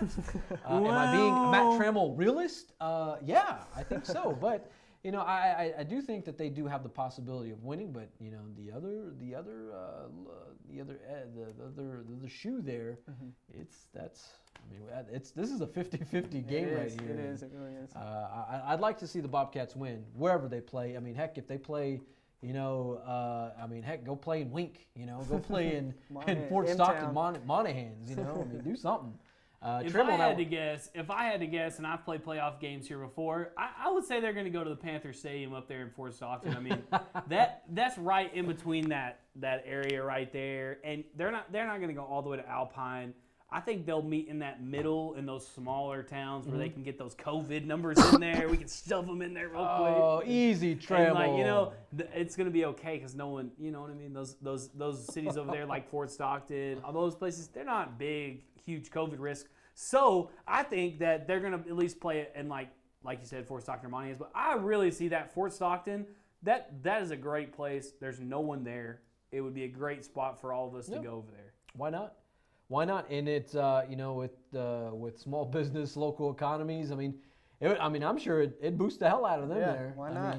So I have an score update. What you got, Trevor? All right, I got end of the third quarter, guys. The Christoval Cougars are driving the ball. Okay. So they stopped him. They got what he said. What he said. They stopped him, and Yeah. guess what? 20-18 into the third quarter. They're driving. Hopefully, Christoval can get their first lead of the game right here. There we go. My guys, the kids from the south end of Tom Green County. They stepped up on D. Love to see it. I love it. We spoke into existence over here. Yep. Speaking into existence. The champs my of man. 277. Yes, sir. Yes, sir. They own Highway 277. That's right. Go try them. All right, so we'll keep you updated on that one there, as this one looks to just play out. It's going to play out, I'm not going to say how we want it, but it's going to be a good finish. Whether Christoval wins or loses, you know, I think this is what the Texas high school football nerds truly love. A good nail-biting game. You? If they lose, I may not appreciate the end result. Trammell, on the other hand. You're not saying, no, I'm saying you said the Texas high school football nerds. Oh, I yes. mean, come on, man. Yeah. You like to joke like you ain't one of them, but don't worry, buddy. Oh, yeah. You know all the facts and stuff. I mean, You're when it just comes, right I'm a there. nerd when it comes to that there. So yeah, you know but all the stuff. I will say this: so last night I was in Stephenville, Texas, at Tarleton's Memorial Stadium, and you know, when it comes to covering high school football, like, I love it. You know, it's fun. I love shooting games. I love interacting with fans and things like that. But man, I tell you what, there's bigger nerds than I am, and they gather and they mingle amongst each other. And so I go over there. I'm there locked and loaded doing a job. You know, these guys, it's like these little bloggers from DFW. And I mean, you can tell these guys have probably never played a down of football in their entire life. I think they shoot the Central game. Easy, Trammell. We're trying to make friends over there. I didn't say that. Okay, well, I mean, nonetheless, so these guys, you can tell they've never played a down of football in their lives, and yet, you know, this is almost like it's them just trying to just maybe be accepted into something. And it's like, man, listen, okay, you do what you got to do. Hey, Coach, how did you play tonight? Yeah, Hey, Coach. Did your team play hard? In fact, those are their questions. Those are their exact same questions, and it's like, come on, man. Coach, what could your team do better? Yeah, it's the obvious that comes out of them. So, but not hating, just observations, just a few things that I see around the state of Texas. This is now my 11th year of covering. Hey, look, Texas I called the football, cover 3 so. earlier. I said they were in a cover 3. I mean, Trammell understands it. Trammell, you were a former QB1 in Texas. No. I wasn't QB1, but I mean, I could have been. Shoot. I ain't throwing a quarter mile. Hey, you see those mountains over there? Yeah. All right. So, hour 2 presented by W&W AFCO Steel. We are nearing the halfway point of our show tonight. If you're just joining us, we just heard that the Christoval Cougars, as they're in the third quarter of play, or we're in the tail end of the third quarter or heading into the fourth? No, the third quarter is over. Okay. But Christoval is driving. Yes, what Matt Trammell just said, that we are now in the fourth quarter. The Cougs are driving, which is good. Perhaps they can take the first lead of the game. You know what I love, Manny? What you love, Trammell? I love great stadiums. Great stadium. There's nothing like going into a great stadium and you look around and there's just so much steel everywhere. You're like, this is awesome. And you know who I have to thank for all that? What's that? Who's that? W&W AFCO Steel, the best steel makers around. And guess what? They all come from San Angelo. These guys are the best. And, dude, think about it. Kyle Field, they're pretty good this year. The Bears field, they're not very good, but their field is very nice. They're not very good. And a million other fields from here to there. I mean, from Kyle Field to Chicago and everywhere in between, there's W&W AFCO Steel. You can see it. It's made in San Angelo. Yeah. So Speaking of our friends at W&W AFCO Steel. For over 70 years, W&W AFCO Steel has fabricated the steel to frame some of the most iconic structures nationwide. From Soldier Field in Chicago to Kyle Field, home of the Texas A&M Fighting Aggies and College Station, what begins in San Angelo is impacting America. it's so nice. Kyle Field is so nice. Yeah, there we are. W&W AFCO Steel, our 2 sponsors of Live Cover 1 here on www.sanangelolive.com. Thank you so much for joining us, whether it's on the Facebook or the YouTube or the Periscope. Whatever. Appreciate you. Yeah. Week 15. Man, this season, it's felt longer than any other season. It is. And I've been covering high school football for a very, very long time. Felt longer than any other season. So you got to love it. Nerd, Texas high school football nerd. I love it. It's like an extended season for you. Gosh. But it wears on you, when it's, a job is a job, and at the end of the day, I mean, high school football, that is kind of like, it is my job. You got to go to some basketball, I guess. High school basketball. Yeah, I mean, it is, I say that. So 2 years ago, it was the Class 6A state championship, and I wanted to see Duncanville, and because I'd seen them a lot, I'd heard a lot about them, and I saw there was a guy, Jemias Ramsey. He was committed to Texas Tech, played 1 year at Tech under Chris Beard, and I saw him play against Galena Park North Shore, and him and Micah Peavy, who's now at Texas Tech. Man, those kids just wrecked. They went on to win a state championship there. So much fun to watch. Those athletes are something. And yeah, it's a different breed of basketball there. Heck yeah. Yeah, Trammell knows what that's about. He's repping the right there all day long. Chris Beard, what a coach right there. Hey, remember Angelo State University? I was here when he was here. Yeah. 1 year. I was here 1 year while he was here, but guess what? I was here. But don't go worry. Angelo State has a great replacement. Cinco Boone? Yep. Oh, man. Cinco. He's a Pike. I think. He's a Pike. I don't know many Pikes, but he's one. All right, so we are patiently waiting our updates, our highlights tonight from Fredericksburg, Texas, along with our other game of choice tonight from the north side of Abilene at Anthony Field on the campus of ACU between Cisco and Post, Class 2A Division I matchup there. Winner gets to the state semifinal round. Matter of fact, we did have a matinee game earlier this afternoon. And hey, without further ado, hey, let's check it out. It was Shiner Refugio, Class 2A Division I game. This is on the opposite side of the bracket. So here's Shiner Refugio, here's Cisco Post. They're on opposite ends of the bracket there. Obviously, if they were to meet up, they're meeting in the state championship game. But man, What a game between Shiner and Refugio. In fact, we're going to go ahead and just show it to you again. It was so good. We'll show it to you twice in that. So here we go. Shiner Refugio from the Alamo Dome in San Antonio. Hey, Antoine, tell him we got a cover. All right, matinee football at the Dome there. 2019 rematch between Shiner and the Bobcats. Shiner up a touchdown. Better make it 2. Doug Brooks, all 265 pounds of this kid, to make it 21-7. Shiner there in the fourth quarter, but back on the Bobcats. Caleb Hesselstein to Michael Thomas, deep in the heart of Shiner territory. Refugio in business. A little later, Xavier Willis punches it in for the 1-yard touchdown. This year, we were talking extra points earlier when we were talking Christoval. This was a big one for the Bobcats. Just a bit outside to make it 21-13. Refugio unable to get the onside kick on the ensuing kick. Shiner took it and held it for more than 6 minutes. Then called on Connor Winkenwerder for the 25-yard field goal. Ooh. Ball game. Shiner wins this one 24-13 as they beat Refugio for the first time in program history. Battle of the kickers. Yeah, and I tell you, anytime that you're knocking off Refugio, that's something to say in the state of Texas, because that is certainly a household name, to say the least. So, big game there from the Alamo Dome in San Antonio. Shiner getting that one 24-13.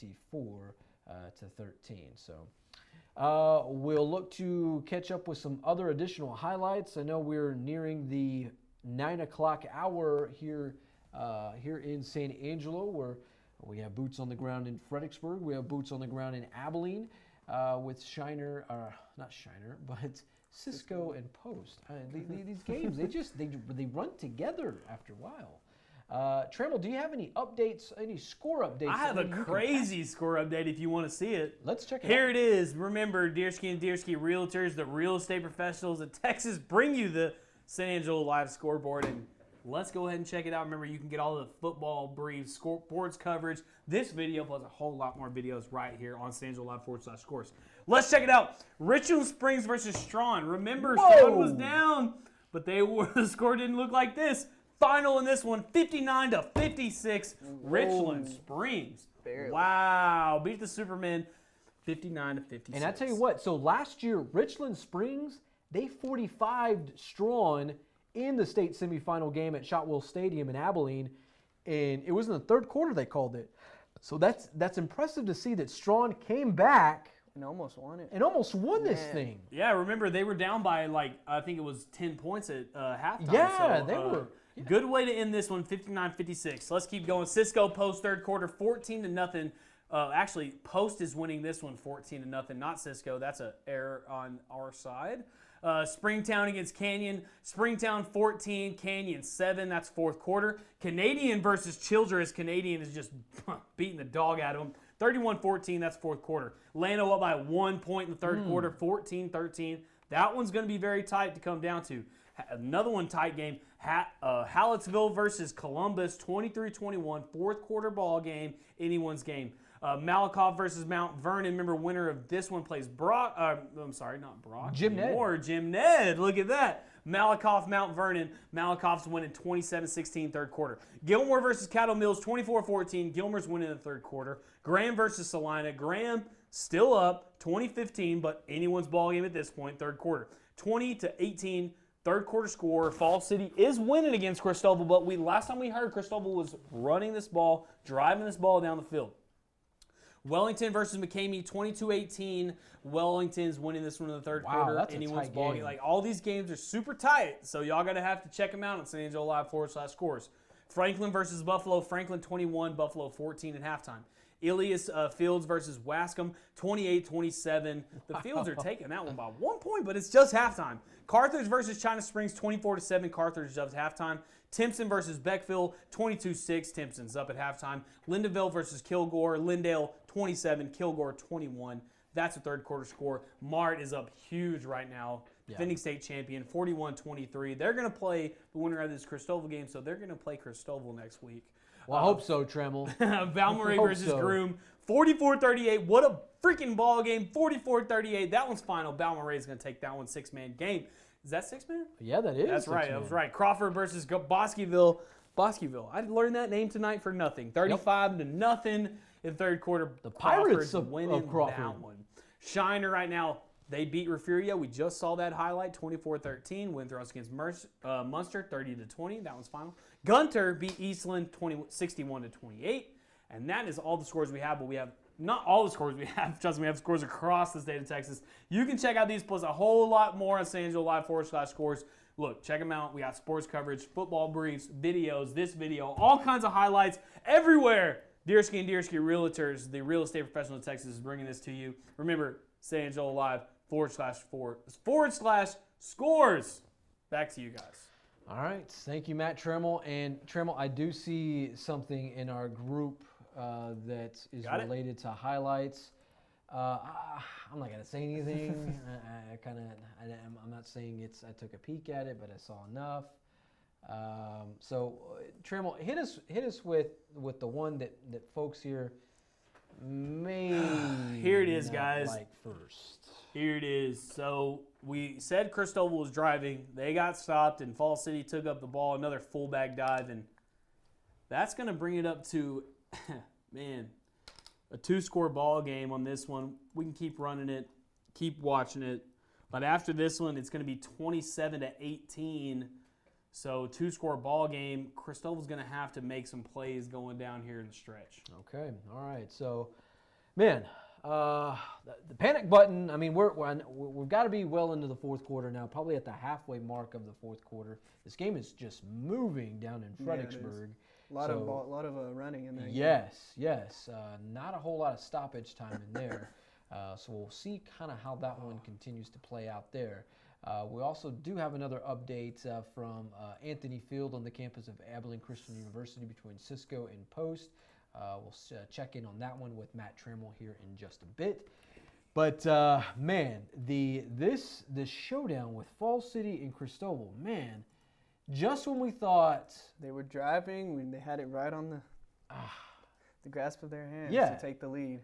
It was theirs for the taking, to say the least. But I mean, here they are. Backs are against the wall. They got to get a touchdown here. See how they respond here.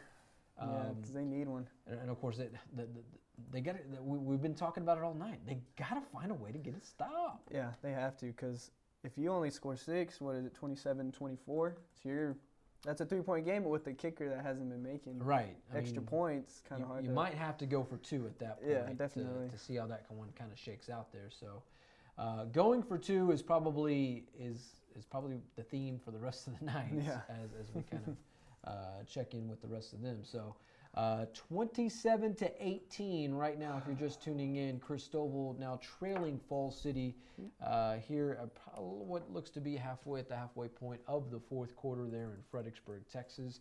So we'll kind of keep you updated on that one as we go. But heck, another big game that we're going to see tomorrow: Sterling City in Borden County in another West Texas team. Yes, we can hope on. Yes, in the Class 1A Division I state semifinal. Winner of that will get Blum or May. Blum and May, they're playing tomorrow night in Dublin, just a little west of Stephenville. But I tell you what, Sterling City, the #1 team in Texas, they battled Westbrook last week. A very good football team. Borden County, the Coyotes. This is it's a tradition-rich team. I know that's just going to be a good football game. Heck yeah. I know, regardless. But yeah, it's going to be in Sweetwater. It's at 5 o'clock tomorrow night at the Mustang Bowl in Sweetwater. If you're looking for highlights or some updates, in-game updates of that one, you can follow us here on SanAngeloLive.com, and we'll have some post-game wrap of that one. I'll be out there, be taking in the sights of that one. So we're hoping, we're crossing our fingers for the Sterling City Eagles. I'm not sure of their past history in state championships. I know here in this 6-man era, I don't think that they've been to a state championship in our modern era. So this would be huge for them. First for everything. Yeah, this would be very, very huge for them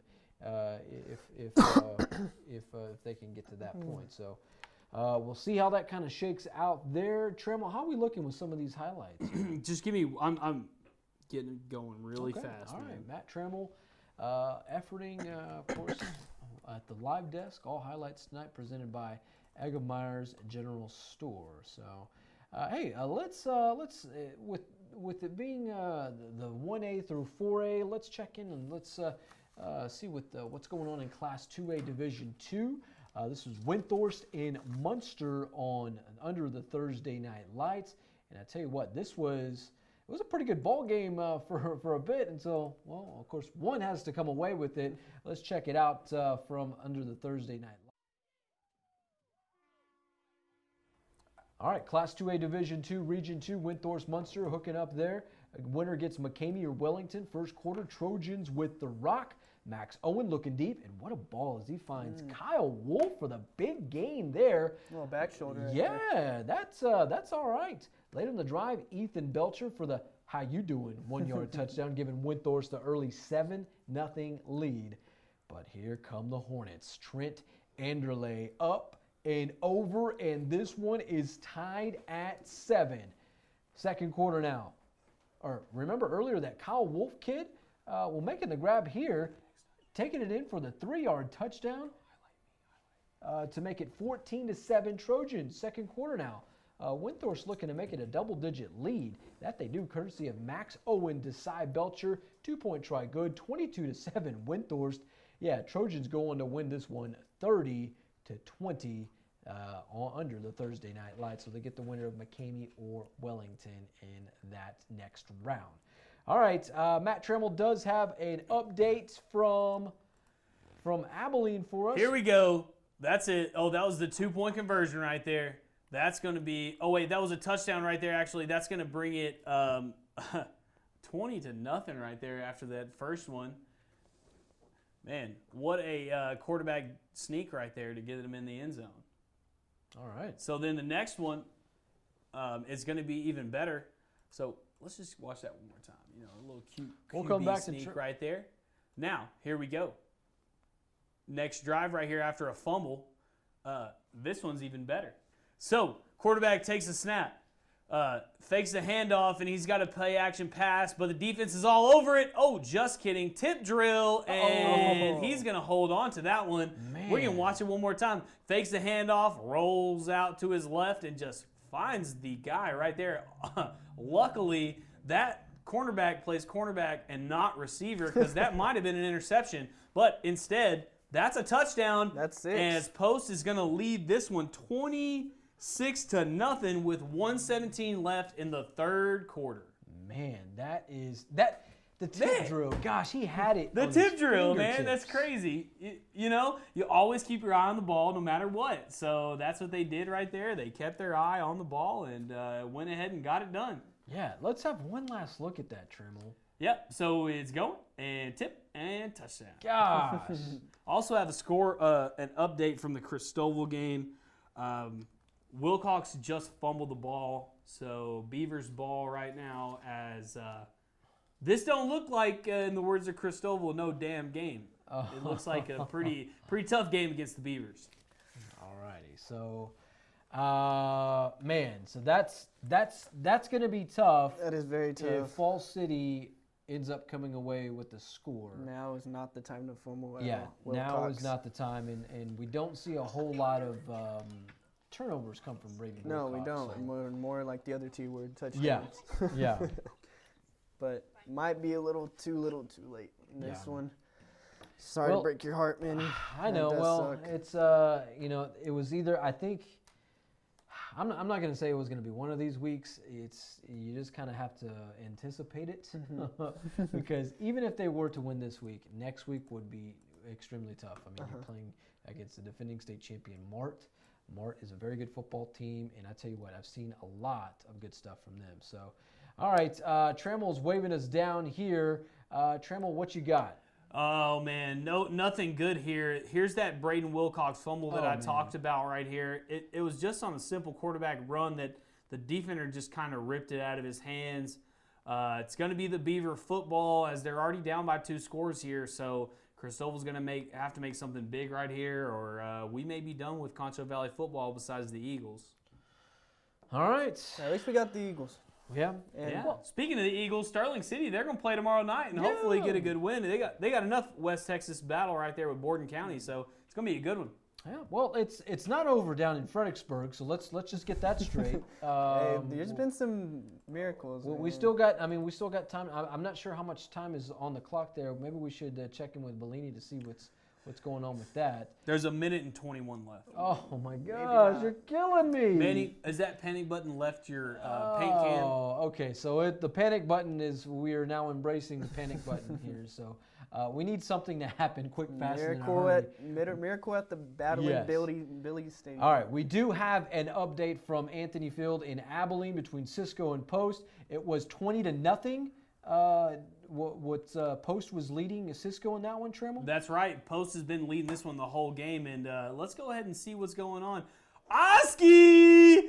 Somebody tried to get a Moss, but ended up getting Oski instead. The quarterback took the shot, but no way. And go ahead and look at this coach right here. Man. He as happy as could be. He runs, and he's going to jump on him. Look, oh, there he goes. Get up. Yeah, he's Get so up. happy. That's right.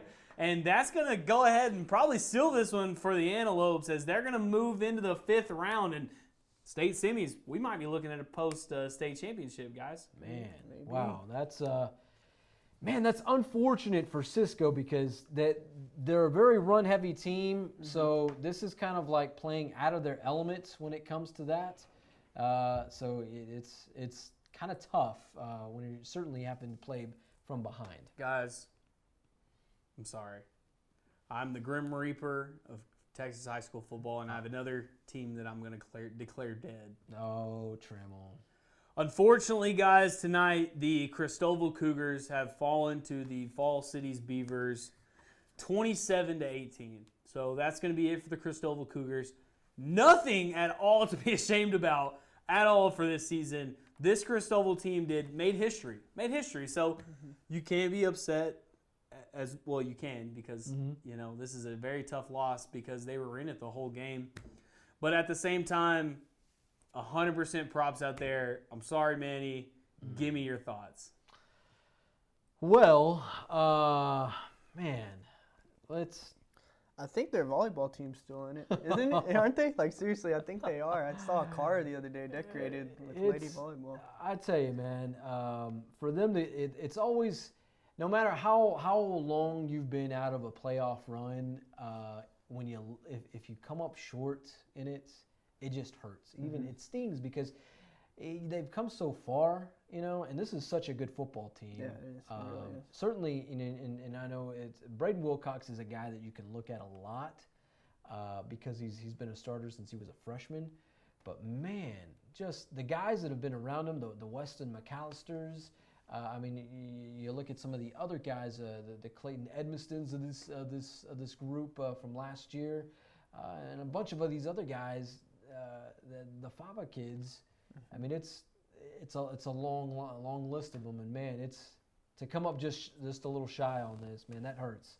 That stings definitely. Quite a bit. Hurts quite me. A bit. For you.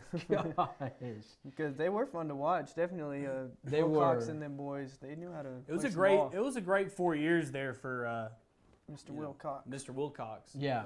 I watched Braden play as a freshman. I've also watched him as a senior, and that kid grew so much. So I'm glad he's going to stick around in San Angelo, play at Angelo State. He's a heck of a ball player, and if he plays quarterback, receiver, running back, I know he can make plays wherever he's at, and he's done that. And just like I said, 100% props to those Cougs. Yeah. That's it's a tough pill to swallow. No matter how you try to put that thing at the end of the day. But I think Casey Otho, the head coach down there in Christoval, on to something. We'll see what they have here in the next few seasons. And I think more importantly, the region that they're in and how the UIL realigned them and put them in kind of like this weird region of South Texas, Central Texas, it kind of played in their favor. I mean, because if they're back in that old region with the Wellingtons, the Mckameys, nothing against Christoval, but man, it may have been a tough ball game. Yeah, it may have been a first round out, and it's not saying that Christoval wasn't any good, but man, the competition level of those guys it's really stout. So definitely. But nonetheless, congratulations to the Christoval Cougars on a fantastic season. Unfortunately, they did come up on the short end of things tonight, 27-18. Final score, we will await some, we'll hope to hear from head coach Casey Otho as James Bellini will effort that sound, post-game sound for us here coming up. And I tell you what, that big game that we've been watching, Post and Cisco, looks like Post running away with it. These guys are just they're just poised to get back to that state championship. Absolutely. And kind of how they're in that Class 1A or Class 2A Division 1, so they would look like they would likely get Crawford next week. And I know Crawford, whenever they've played, I thought the winner of this got Mart. No. Falls City will now move on to play Mart. In Division 2 small school. Yeah, I thought that's what we were talking about. Post, they will draw. I believe they will draw Crawford next week. And in years past, when I've seen the Crawford area and coming up and playing against a West Texas school, they met here in San Angelo. So really? I think maybe we could see San Angelo Stadium lights. Yeah, we could see the bold gold in the Crawford Pirates here in San Angelo. Maybe. So I wouldn't put that, or at least wouldn't somewhere that be in nice? West Texas. Yeah. Yeah, that would be extremely nice to see in that one there. So things are certainly shaping up. Trammell, can you give us a score update?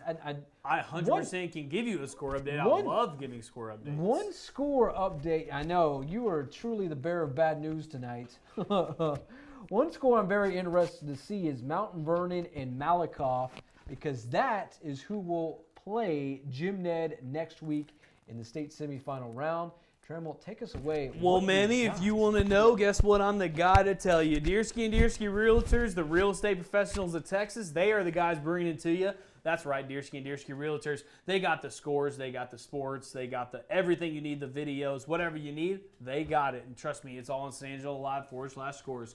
Right here, there's the video we're watching right now, so let's get it going. Gilmore Caddo Hills, 38-14, fourth quarter. Gilmore is going ahead and going to take a big win right here. Graham against Salina. Graham was winning the whole game, but guess what? Salina's taking the lead, 21-24, fourth quarter. Mart against Tenaha, 54-23. That one's just about, come on, we can probably write that one up. Mart's going to move on. Wellington against Mckamey. Wellington 38, Mckamey 18, fourth quarter. Falls City, that one's final. Sorry, Cougars, 27-18. Christoval Cougars fall to Falls City. Buffalo versus Franklin, third quarter tie ball game at 21. What a game. Carthage versus China Springs, 24-7. Carthage winning that one third quarter. Kilgore versus Lindale, 35-21. Looks like Kilgore is kind of running back a little bit on this one. Springtown versus Canyon are tied at 14. Canadian Childress, Canadians up 38-14. That was the fourth quarter score. Llano versus Lago Vista, 20-19. Llano 20. They're winning this one, but not by much. Here it is, Manny. The score you wanted to know. Malakoff, Mount Vernon. Malakoff 27, Mount Vernon 22. Talk about it. Man, a true Texas high school football shootout going on there. All right, so Crawford versus Bosqueville. Come on. Not even a game here. 41-0 in the fourth quarter. And then we got some finals. Richland Springs versus Strawn, 59-56. What a six-man game there. Cisco versus Post, third quarter, 14-0. Fourth quarter here. Hallettsville versus Columbus. What a ball game, 23-21. Coming down to the wire. Another one here coming down to the wire. Aleasius Fields versus Wascom, 28-27. That's halftime. What a score there. That one might end up in the 70s. Beckleville versus Timpson, 22-6. Timpson is leading at halftime. Balmoral beat Groom tonight, 44-38. Shiner beat Refugio last night, 24-13. And Winthrop beat Munster, 30-20. That one's final. Gunter versus Eastland, 61-28. Gunter took that one. We're going to have these scores plus, look, a whole lot of scores. Look, Jim Ned versus Pilot Point. We've already known that one, 45-28. And look, we're going to have a whole lot more scores here. Just check them out. San Angelo Live /scores brought to you by Deersky and Deersky Realtors, the real estate professionals of Texas. Yep. All righty. Thank you, Matt Trammell. There, scores courtesy tonight of Deersky and Deersky, the real estate professionals of Texas. Always hooking us up there each and every Friday night. Man, gosh, that's so tough. It's tough just kind of it's a punch in the gut. Yeah, you know, definitely. seeing Christoval come this far, and for them to kind of just come up just a little bit short. It's not every year that you certainly when you talk to the small town, the small towns around San Angelo or the small town just anywhere in Texas, it's not every year these towns, these programs, they get a 4 or 5 round deep. Yeah. And it's running the postseason. And it's sad to hear the end of an era of the Braden Wilcox era. It's going to be the same thing with Mal, although Mal started sophomore year, but it's still same gist. When you have 4 years of one quarterback, it's very hard to replace. Yeah, that's exactly right. It should be interesting to see who the heir apparent is to Braden Wilcox next season. I know their middle school from the last few years, which they're now in their early years now in the freshman and sophomore. When those kids, when they were coming up, man, they were lights Solid. out and they're ballers. I'd love to see that. So they were coming up and they were doing very well in the middle school ranks. So we'll see how they're going to do next season when they're called and their number is called on. One guy that there's a big name, catcher Joyner. He is the son of a Christoval legend, Israel Joyner. Here I'm showing my Christoval roots at this. Well, his name's Catcher. He should be able to snag that ball, yeah. right? And I tell you, he's a good sized kid, and I know he runs the ball a lot for the Cougars.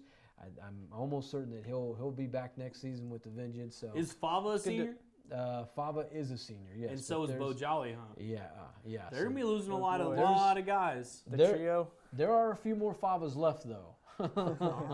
There's a few more left in there. It's good to hear that. Keep that hope going, Manny. I'll talk to you about this time next year. We'll see how things going. It's good to hear that. Yeah, check in with me on that, Trammell. Yeah, I will. I will. Don't worry. I will.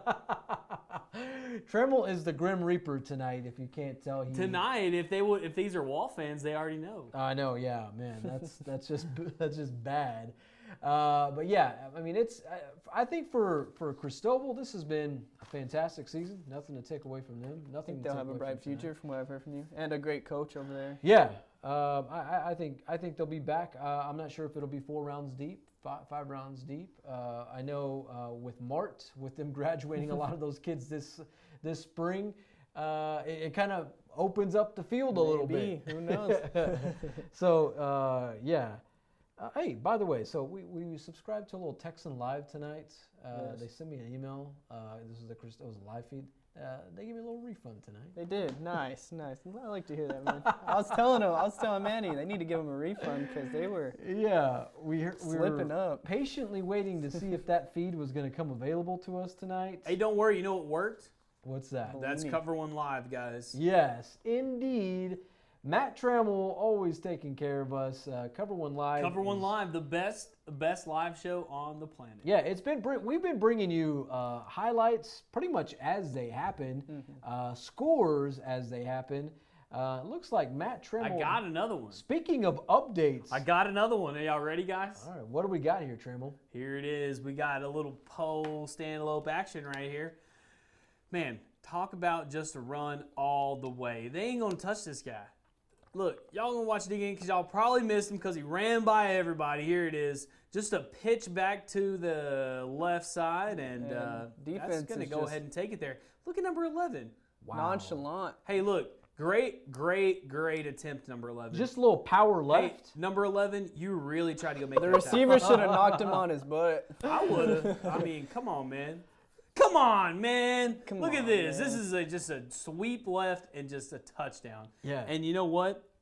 The Post Antelopes are winning this game by a lot, 33-0, 6:37 left in the fourth. Man, that play is reminiscent of like the old school Odessa Permian, student body left, student body right. Let's move the big boys over and let your guy a la Booby Miles. Hey, well, if you got somebody who's played defense like number 11, you might as well, right? I know, man. I would run it to the right. He don't look like he wants to play The air just got let out of that guy's tires real quick. Yeah, 100%.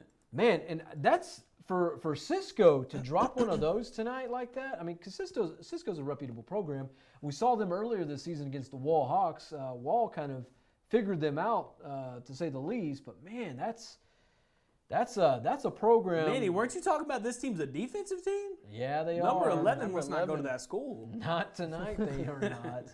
Yeah, Post, that's a good program. And, you know, they were struggling for a good while, Trammell, down in the Class 3A Division II ranks. Hey, well, now they're making the playoffs and getting blown out, so it doesn't look like much is going on since. Now they're just handing it to kids, and that's just what they do on an annual basis. So, all right. So, highlight courtesy of Eggemeyer's General Store, the best little general store in West Texas.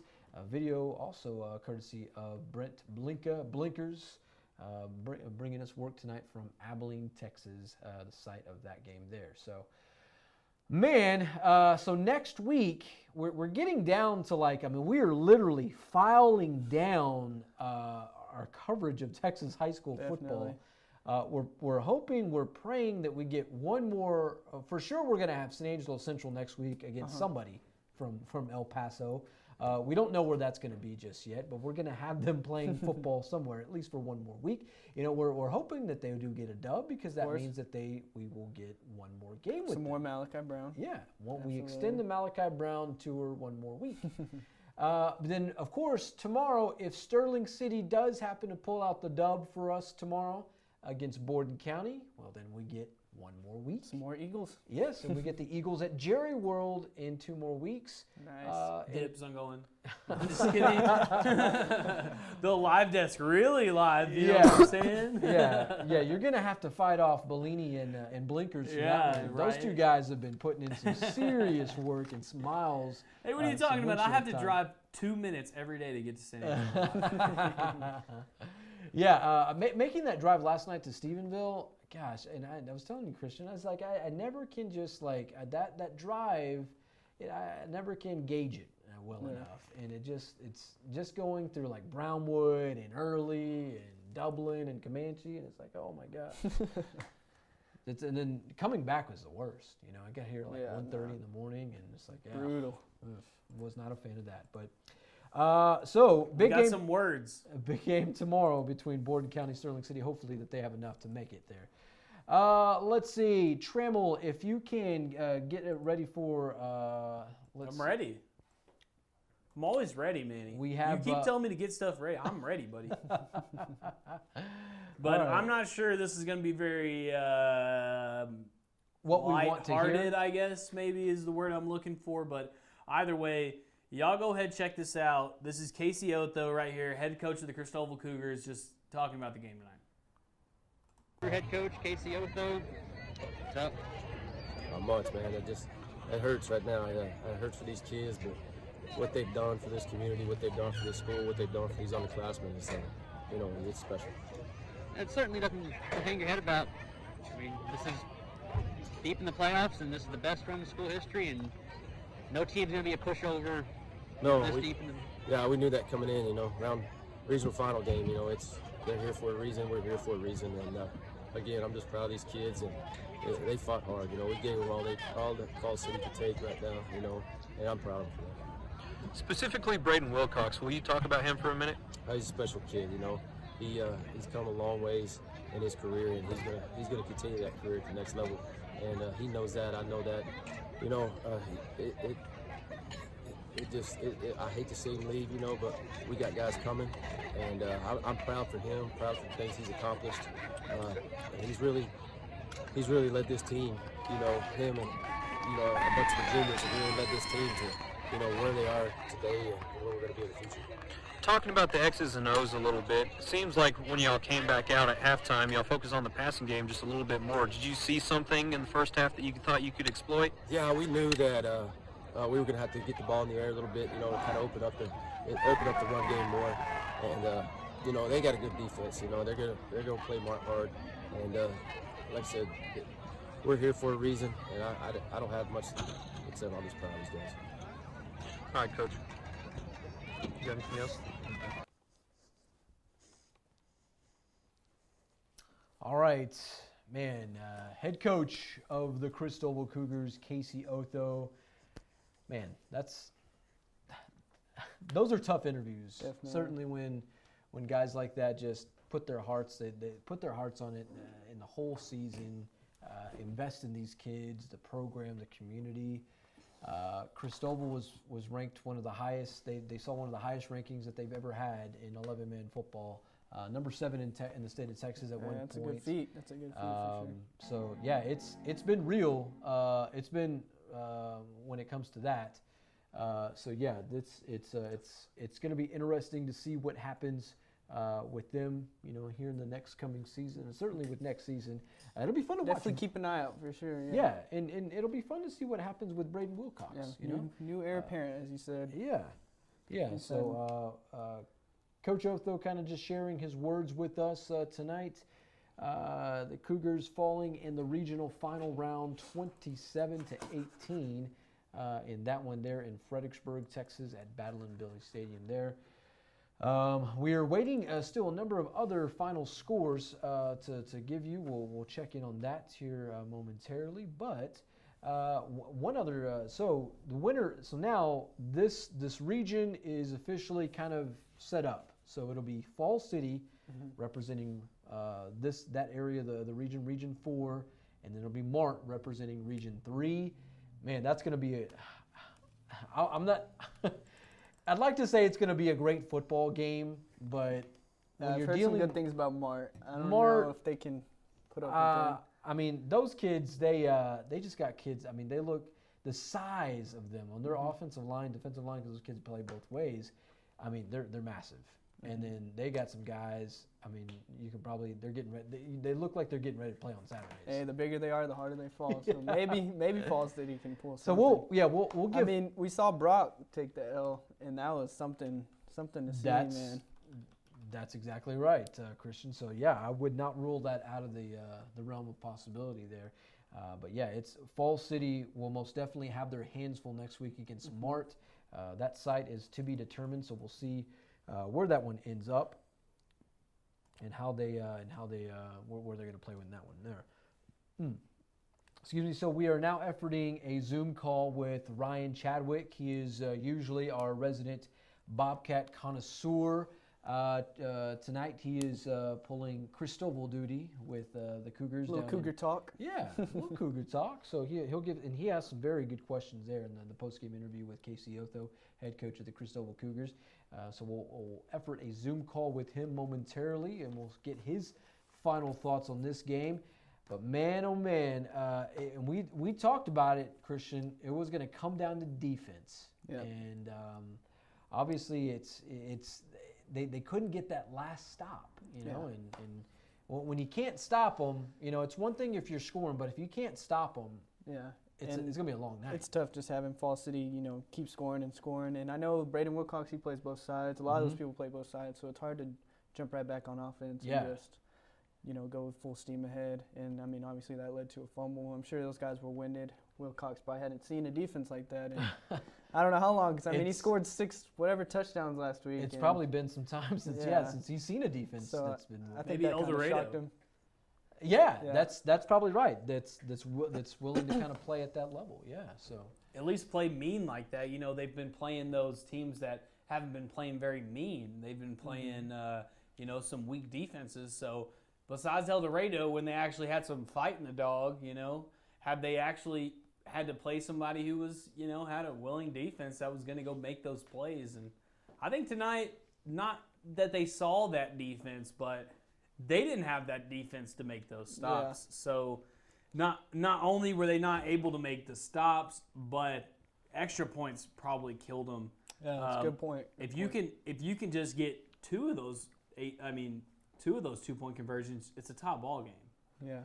Even one, two, it's a win. You get one, it's a tie ball game going into that last drive where Braden fumbled. So, props to the Cougars, but at the same time, when you get in this deep round of playoffs, you can't fumble, and you got to make those extra points count.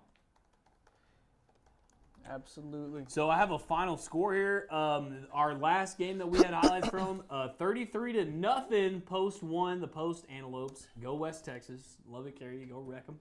Yep. But man, that's just another team that's just going to keep our West Texas hopes alive. Yep. Man, that's. Yeah, so it's the true season of smiles and cries, That's what it kind of boils down to with that.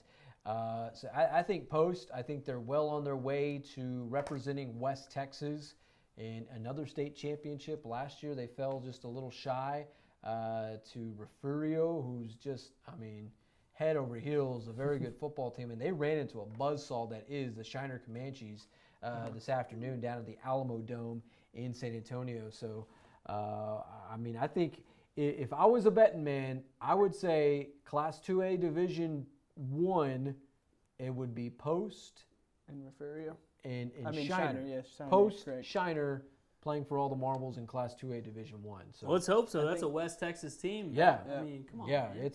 Although they do represent the 806, the other end of West Texas. I ain't hating about it. I love the 806. My phone number was 806-993. I ain't gonna say that stuff. Easy on that, Trammell. Easy there. So, so that kind of brings it down to one remaining team other than the Central Bobcats who are still alive. I think at times we do claim Richland Springs. They are on the cusp of our viewing area, of our area of coverage down.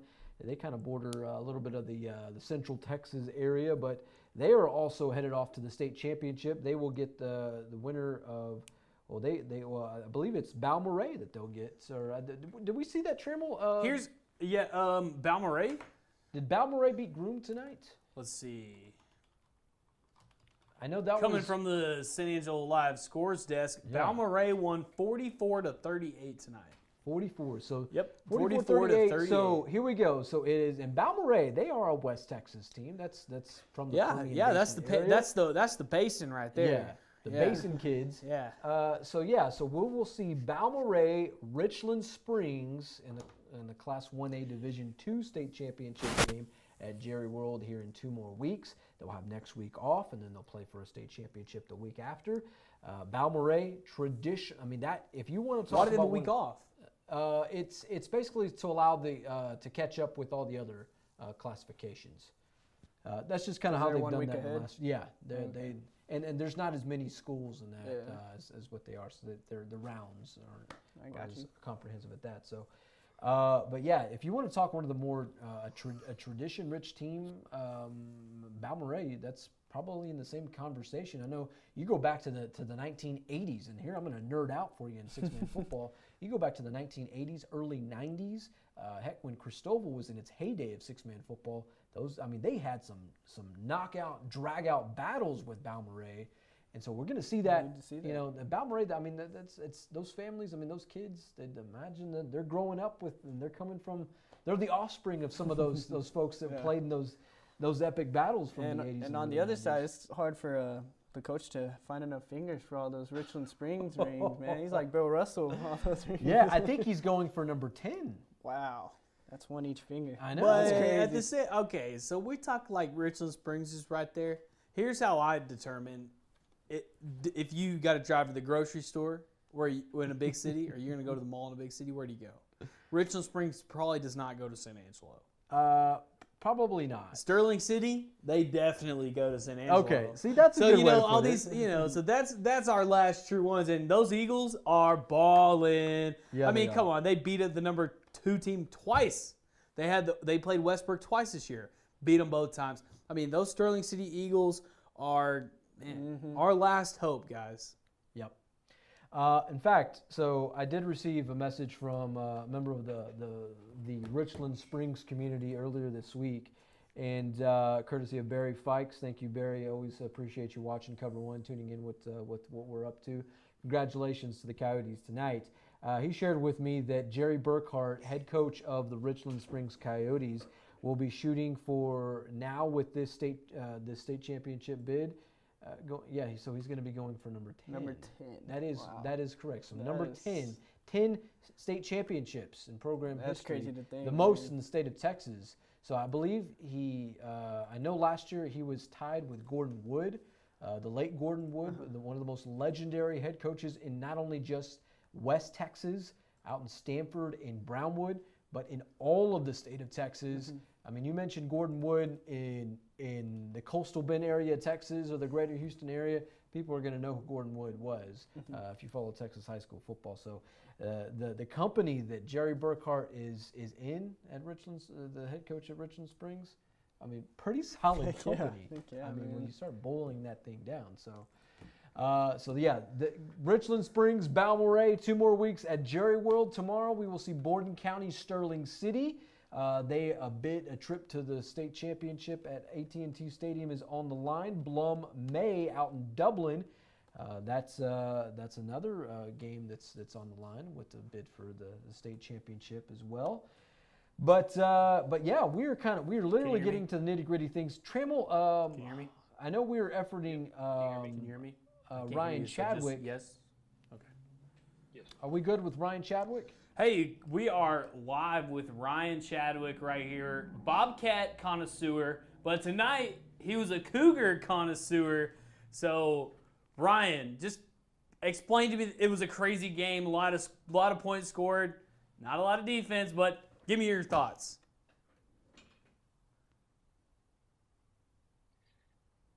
It was a shootout, plain and simple.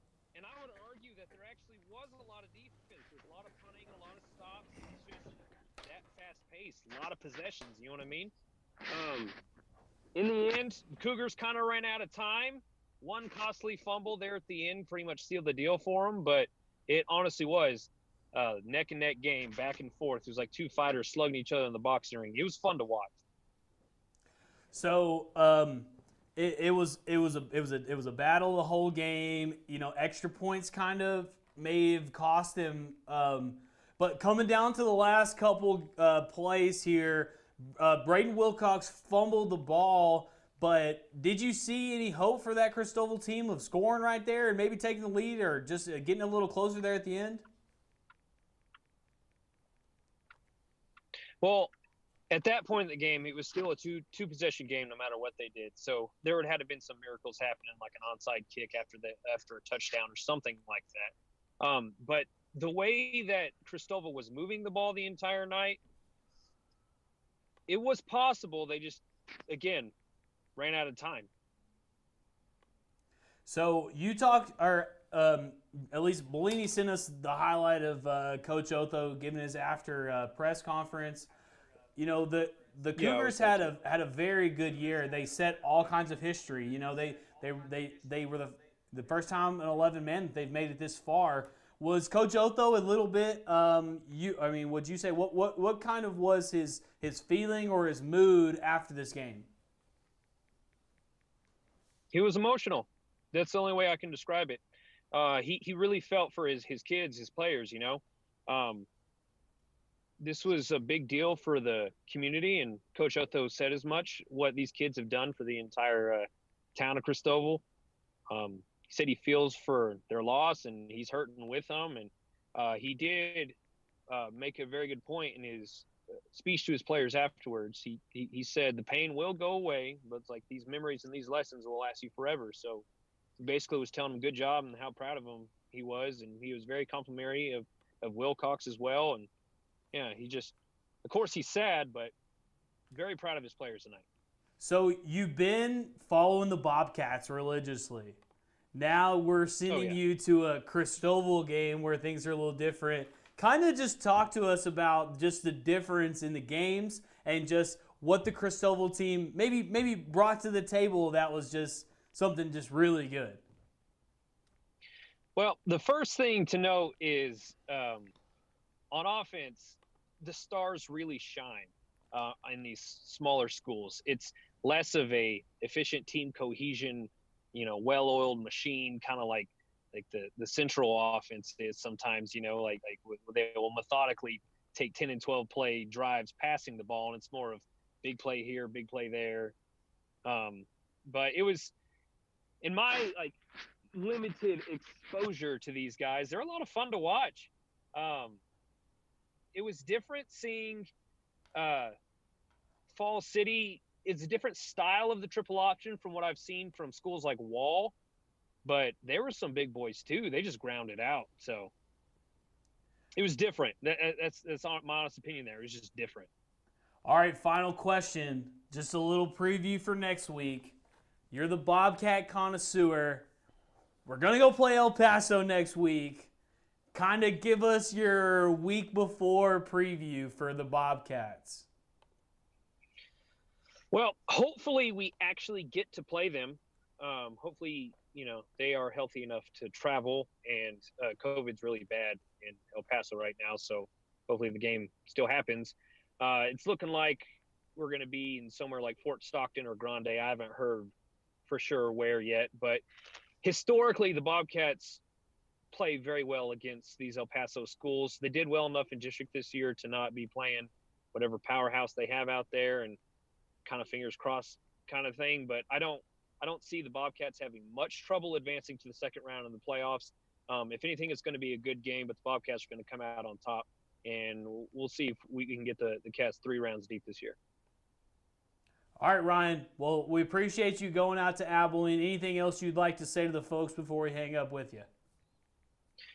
It's cold out here. I should have brought more jackets. And yeah, I miss San Angelo Stadium.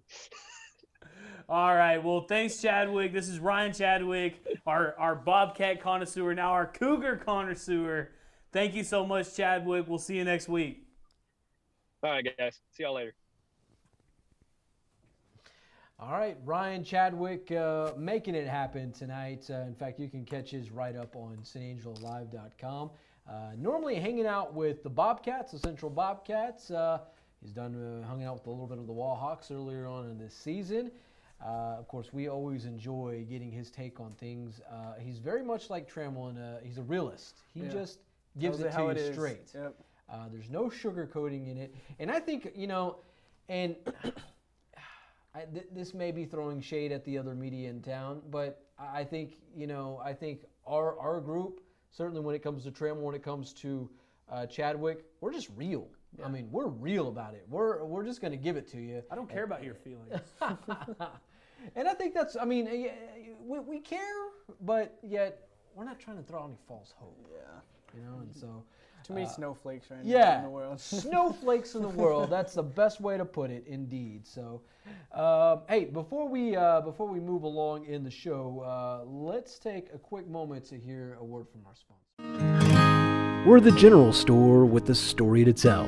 From the local jellies and jams made right here in West Texas, to the gifts and collectibles for everyone, along with our handcrafted Polish pottery to accent your dinner table. So let your memories begin at Eggemeyer's General Store, located in downtown San Angelo.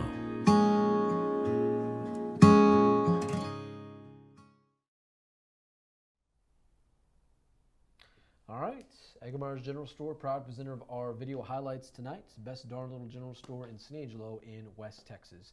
I know, Trammell, you were efforting, before we went to a commercial break, you were efforting a live look at our scores, if you would, if you have a moment between let's do it. Talking with the videographers, the boots on the ground. If you can take a look at some of the games that have gone final tonight. I was actually just now talking to our commenters on the Facebook Live, telling them, they're asking what the score is.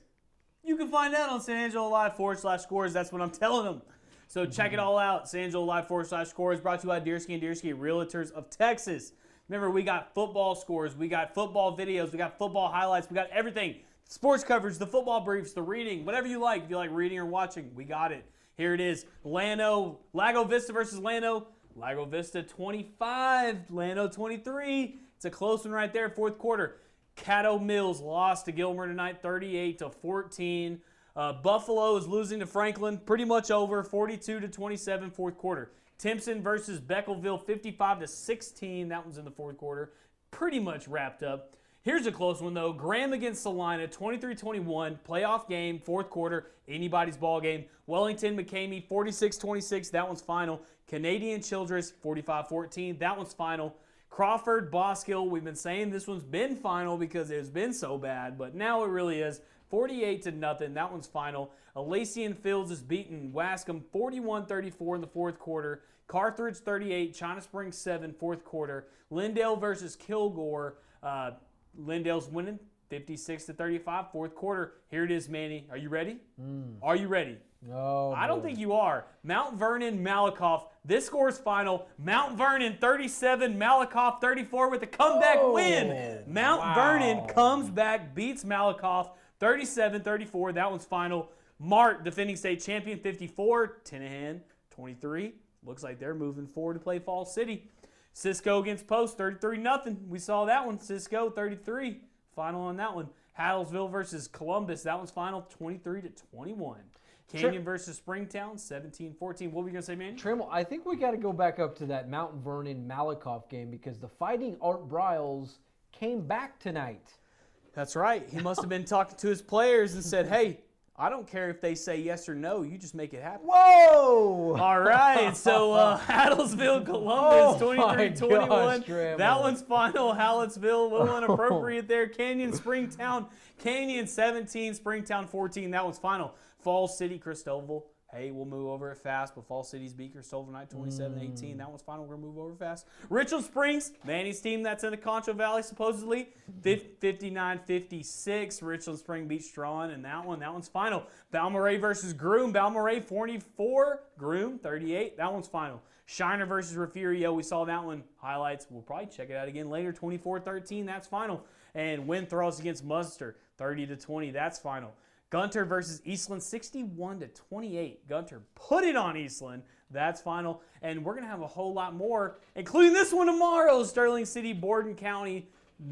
Hopefully, our next state champion out of the Concho Valley, Sterling City, is going to take them on. Balmorhea, the Permian Basin rival out there. But hopefully, the Eagles can get it done. Pilot Point, Jim Ned. Jim Ned knocked off Brock, and they just continue to roll as they beat Pilot Point 45-28. Look, we're going to have a whole lot of these scores plus a whole lot more. Check them out. San Angelo Live /scores brought to you by Deersky and Deersky Realtors. Remember, all this is brought to you by Eggmeyer's General Store. You need some fudge or some Christmas hams, go check them out. Matt Trammell, always keeping it real there at the Deersky and Deersky Live scoreboard desk. Man, that score that we saw with Malakoff, Mount Vernon, Malakoff, I mean, there's just so much that was riding on between those two teams right there. Malakoff, as we shared with you early in the program, knocked off the defending state champion Grandview Zebras last week. Then Mount Vernon, of course, their head coach, their old ball coach, Art Briles, the former ball coach of Baylor University and of the one-time Stephenville Yellow Jackets. He is, did you know I believe he was born in Rotan, Texas? Really? Either that or in Abilene. I know he has some roots in Rotan and certainly in that area there. So, man, West Texas boy. Yeah, he is. Art Briles is a through and through West Texas kind of guy. So he is representing East Texas with his Mount Vernon team. So Mount Vernon will now move on to play Jim Ned next week. Man, that's going to be an exciting ball game. Yeah. Just because the way Mount Vernon, was able to pull out the win tonight, but how Jim Ned just played last night. Yeah. 5 touchdowns from Xavier Wishart. Man, that kid just, one-man wrecking crew. Yeah, definitely. Like I said, Derrick Henry's stat line right there. Yeah. 5 touchdowns. Yeah, you have 4 rushing touchdowns by yourself, and then you toss in another one for good measure, courtesy of a special teams kick return. Get it how you can. That kid can ball. No big deal. Sure. I'm sure he'll have a tough. I don't know if we'll have 5 touchdowns next week, but yeah, that might be a little tough to come by. Yeah, when you get to that state semifinal round, definitely. Everybody's just extremely tough. Let's see. All right, so nonetheless, so we did see some good highlights tonight. I think for the most part, post Cisco, that was kind of what we expected. Mm-hmm. It was a game that was around here that we didn't have to travel 3 hours or across Texas for. So, in fact, I'd take Abilene over Stephenville any day. So I'm kind of jealous of Blinkers there that he got to go to that one instead. But the Christoval Cougars, man, you can't say enough about them. You can't say enough about Casey Otho. Unfortunately, they fell tonight 28-17 to Fall City.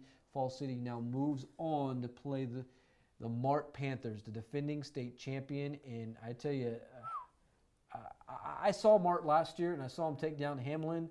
And Mart, I love Christoval. I'm a hometown guy, but I think that would have been really, really tough bowl game for the Cougs to win. You'd have been how you are right now next week, basically. Yeah. We just kind of got an early head start on it. Yeah, exactly. But I mean, you're still. I mean, to at least get to that 5th round. Definitely. You know, the week before. The week before, or 2 weeks before Christmas. That's always the thing to do. So. But next week we still have to look forward to the Central Bobcats, wherever they will play. 6A in general, 5A too. Yeah, that's going to be a lot of fun. And a lot of these 5A, 6A schools, they've been playing catch up. You know, they've been playing. They played on Monday or Tuesday night, and then here they are. They're going to play again tomorrow. Most of these 6A schools, in fact, all the El Paso schools, because they played on Monday night. Well, they're playing tomorrow night, so there wasn't any El Paso schools playing under the Friday Night Lights tonight because they're trying to get in those COVID games, those games that were delayed due to COVID. That's tough. 2 in 1 week.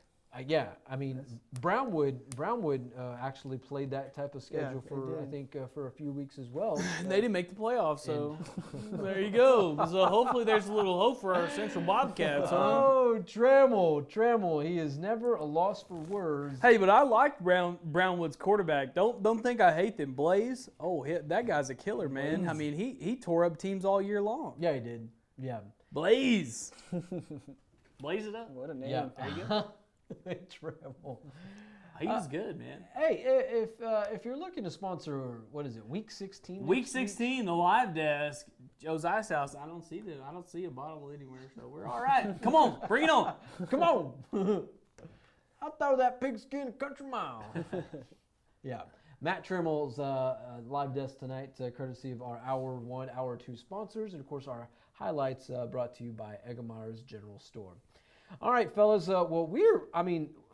We usually go to about 10:30 each Friday night, but I mean, a lot of these games are kind of wrapped up. We're done. Basically, I mean, all these games are basically wrapped. I don't have one thing on the scores page. Well, I have 1 or 2, but and you know what? We didn't take a single live feed tonight. No, we didn't. The live desk was more like the highlight desk. Yeah. But I mean, hey, with Bellini there, we were basically live as we could be.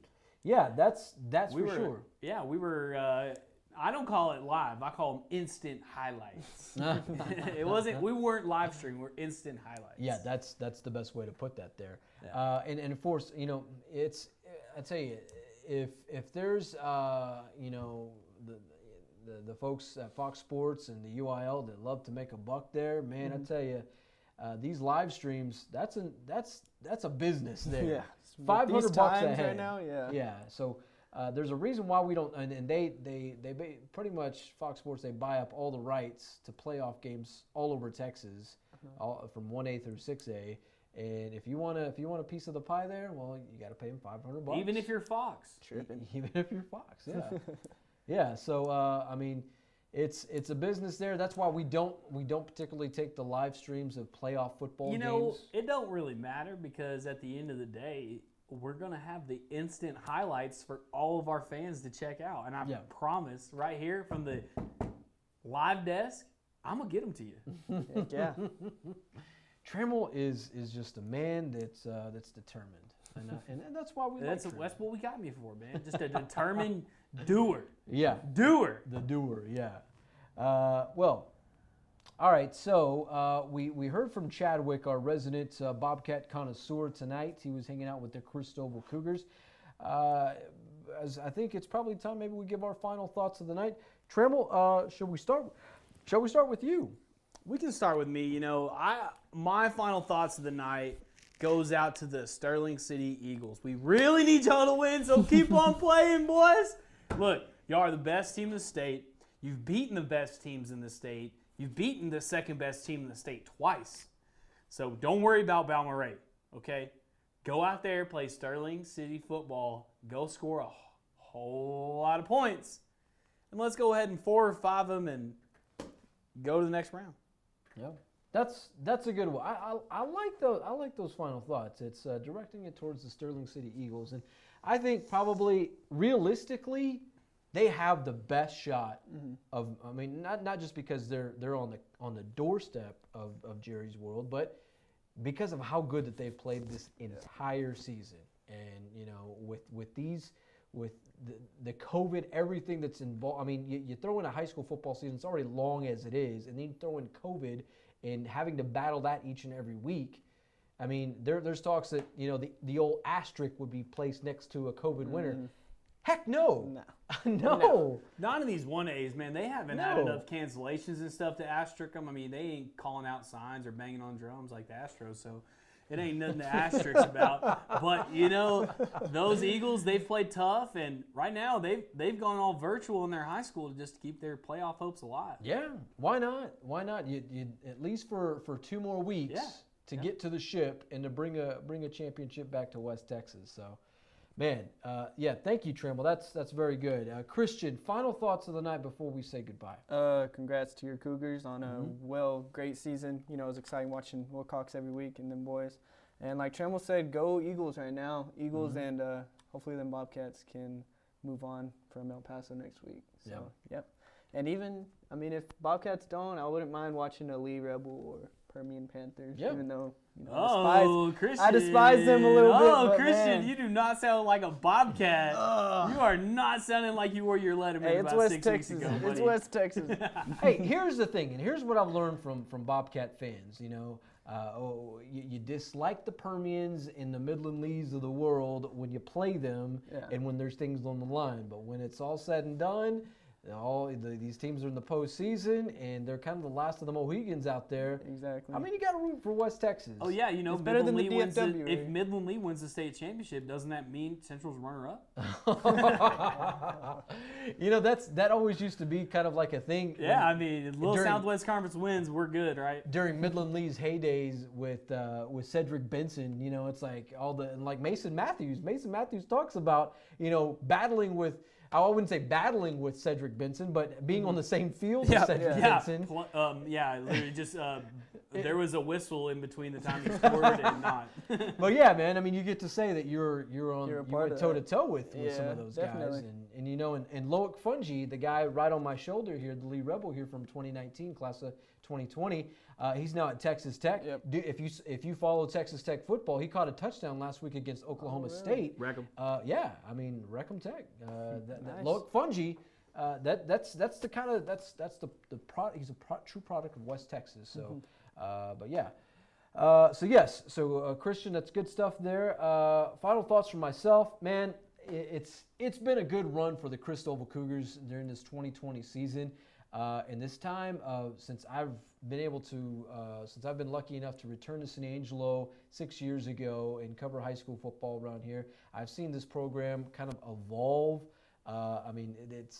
It's been taking it's something like a Brent Davis type of thing. It was a project, and it was at first it was like, okay, can we get back to the postseason? Check. Now can we win a playoff game, the first of this the 11-man era? Check. Can we get to the second round? Yeah. Can we get to the third round? They've checked off so many things over the last few years, and it's been so gratifying to watch. And a lot of guys like myself that come from Christoval, from that early 2000s, from the 90s, from the 80s, there's an appreciation for what's going on in Christoval. And I think it's not just people from Christoval, it's people all over San Angelo and the Concho Valley that are just locked in to because it's the last team. So, and I think we're going to start seeing that with Sterling City. And I thought you and Trammell put it beautifully. And I'm looking forward to it. I was kind of sad that I didn't get to make that game last week in Colorado City to watch them beat Westbrook, but here they are. I think they got a good shot. And even if they lose to Borden County, if there's a team to lose to, that's a team to lose to. So that's my thought on that. But nonetheless, thank you so much for joining us for Week 15. Week 15. Next week is Week 16. We're going to go to, so that means we have this, after this show, we have 3 more to go. We're going to take you up. You held up 4, but that's okay. Been a long night, man. Yeah. So we're going to go all the way to Christmas with that. We'll see y'all the day after Christmas with some great action. Well, in fact, we do hopefully the Bobcats are playing. We do have some plans for the Christmas show for it because the Class 1A through 4A teams will be over and done with. Their state championships will be the week before that. So we'll have to get a little creative in how we do that show. But we still have the Bobcats next week. Hopefully, we'll have Sterling City. That'll probably be a week, a day of special as we kind of close in on that. So, special thanks to Sonia Ramirez, Munoz, and Yanis Green, our scorekeepers of the night, keeping us locked and loaded on SanAngeloLive.com. Of course, our boots on the ground, James Bellini and Brent Belinka. And, of course, our Bobcat connoisseur, Ryan Chadwick, catches right up on SanAngeloLive.com. And, of course, our publisher, Joe Hyde. But, gentlemen, it's been fun. It's been real. It's been more than fun and real. Yeah. It's been more real than it's been fun for you tonight. Yeah, it has. Thank you, Trammell, for the reminder on that. But all right, for Christian Gabaldon, I'm Manny Diaz. For week 16, for week 15. 15. I just jump in the boat, man. I know. I don't need to do that. But yeah, we are upon week 16 next week. I just can't believe that we're already moving into that direction. So for anything Central Bobcats moving forward, anything on these Sterling City Eagles, check out www.SanAngeloLive.com, or you can follow us on Facebook, on COVER1, and on San Angelo Live Facebook as well. But for these fine gentlemen, I'm Manny Diaz. Good night. God bless. We will see you in week 16.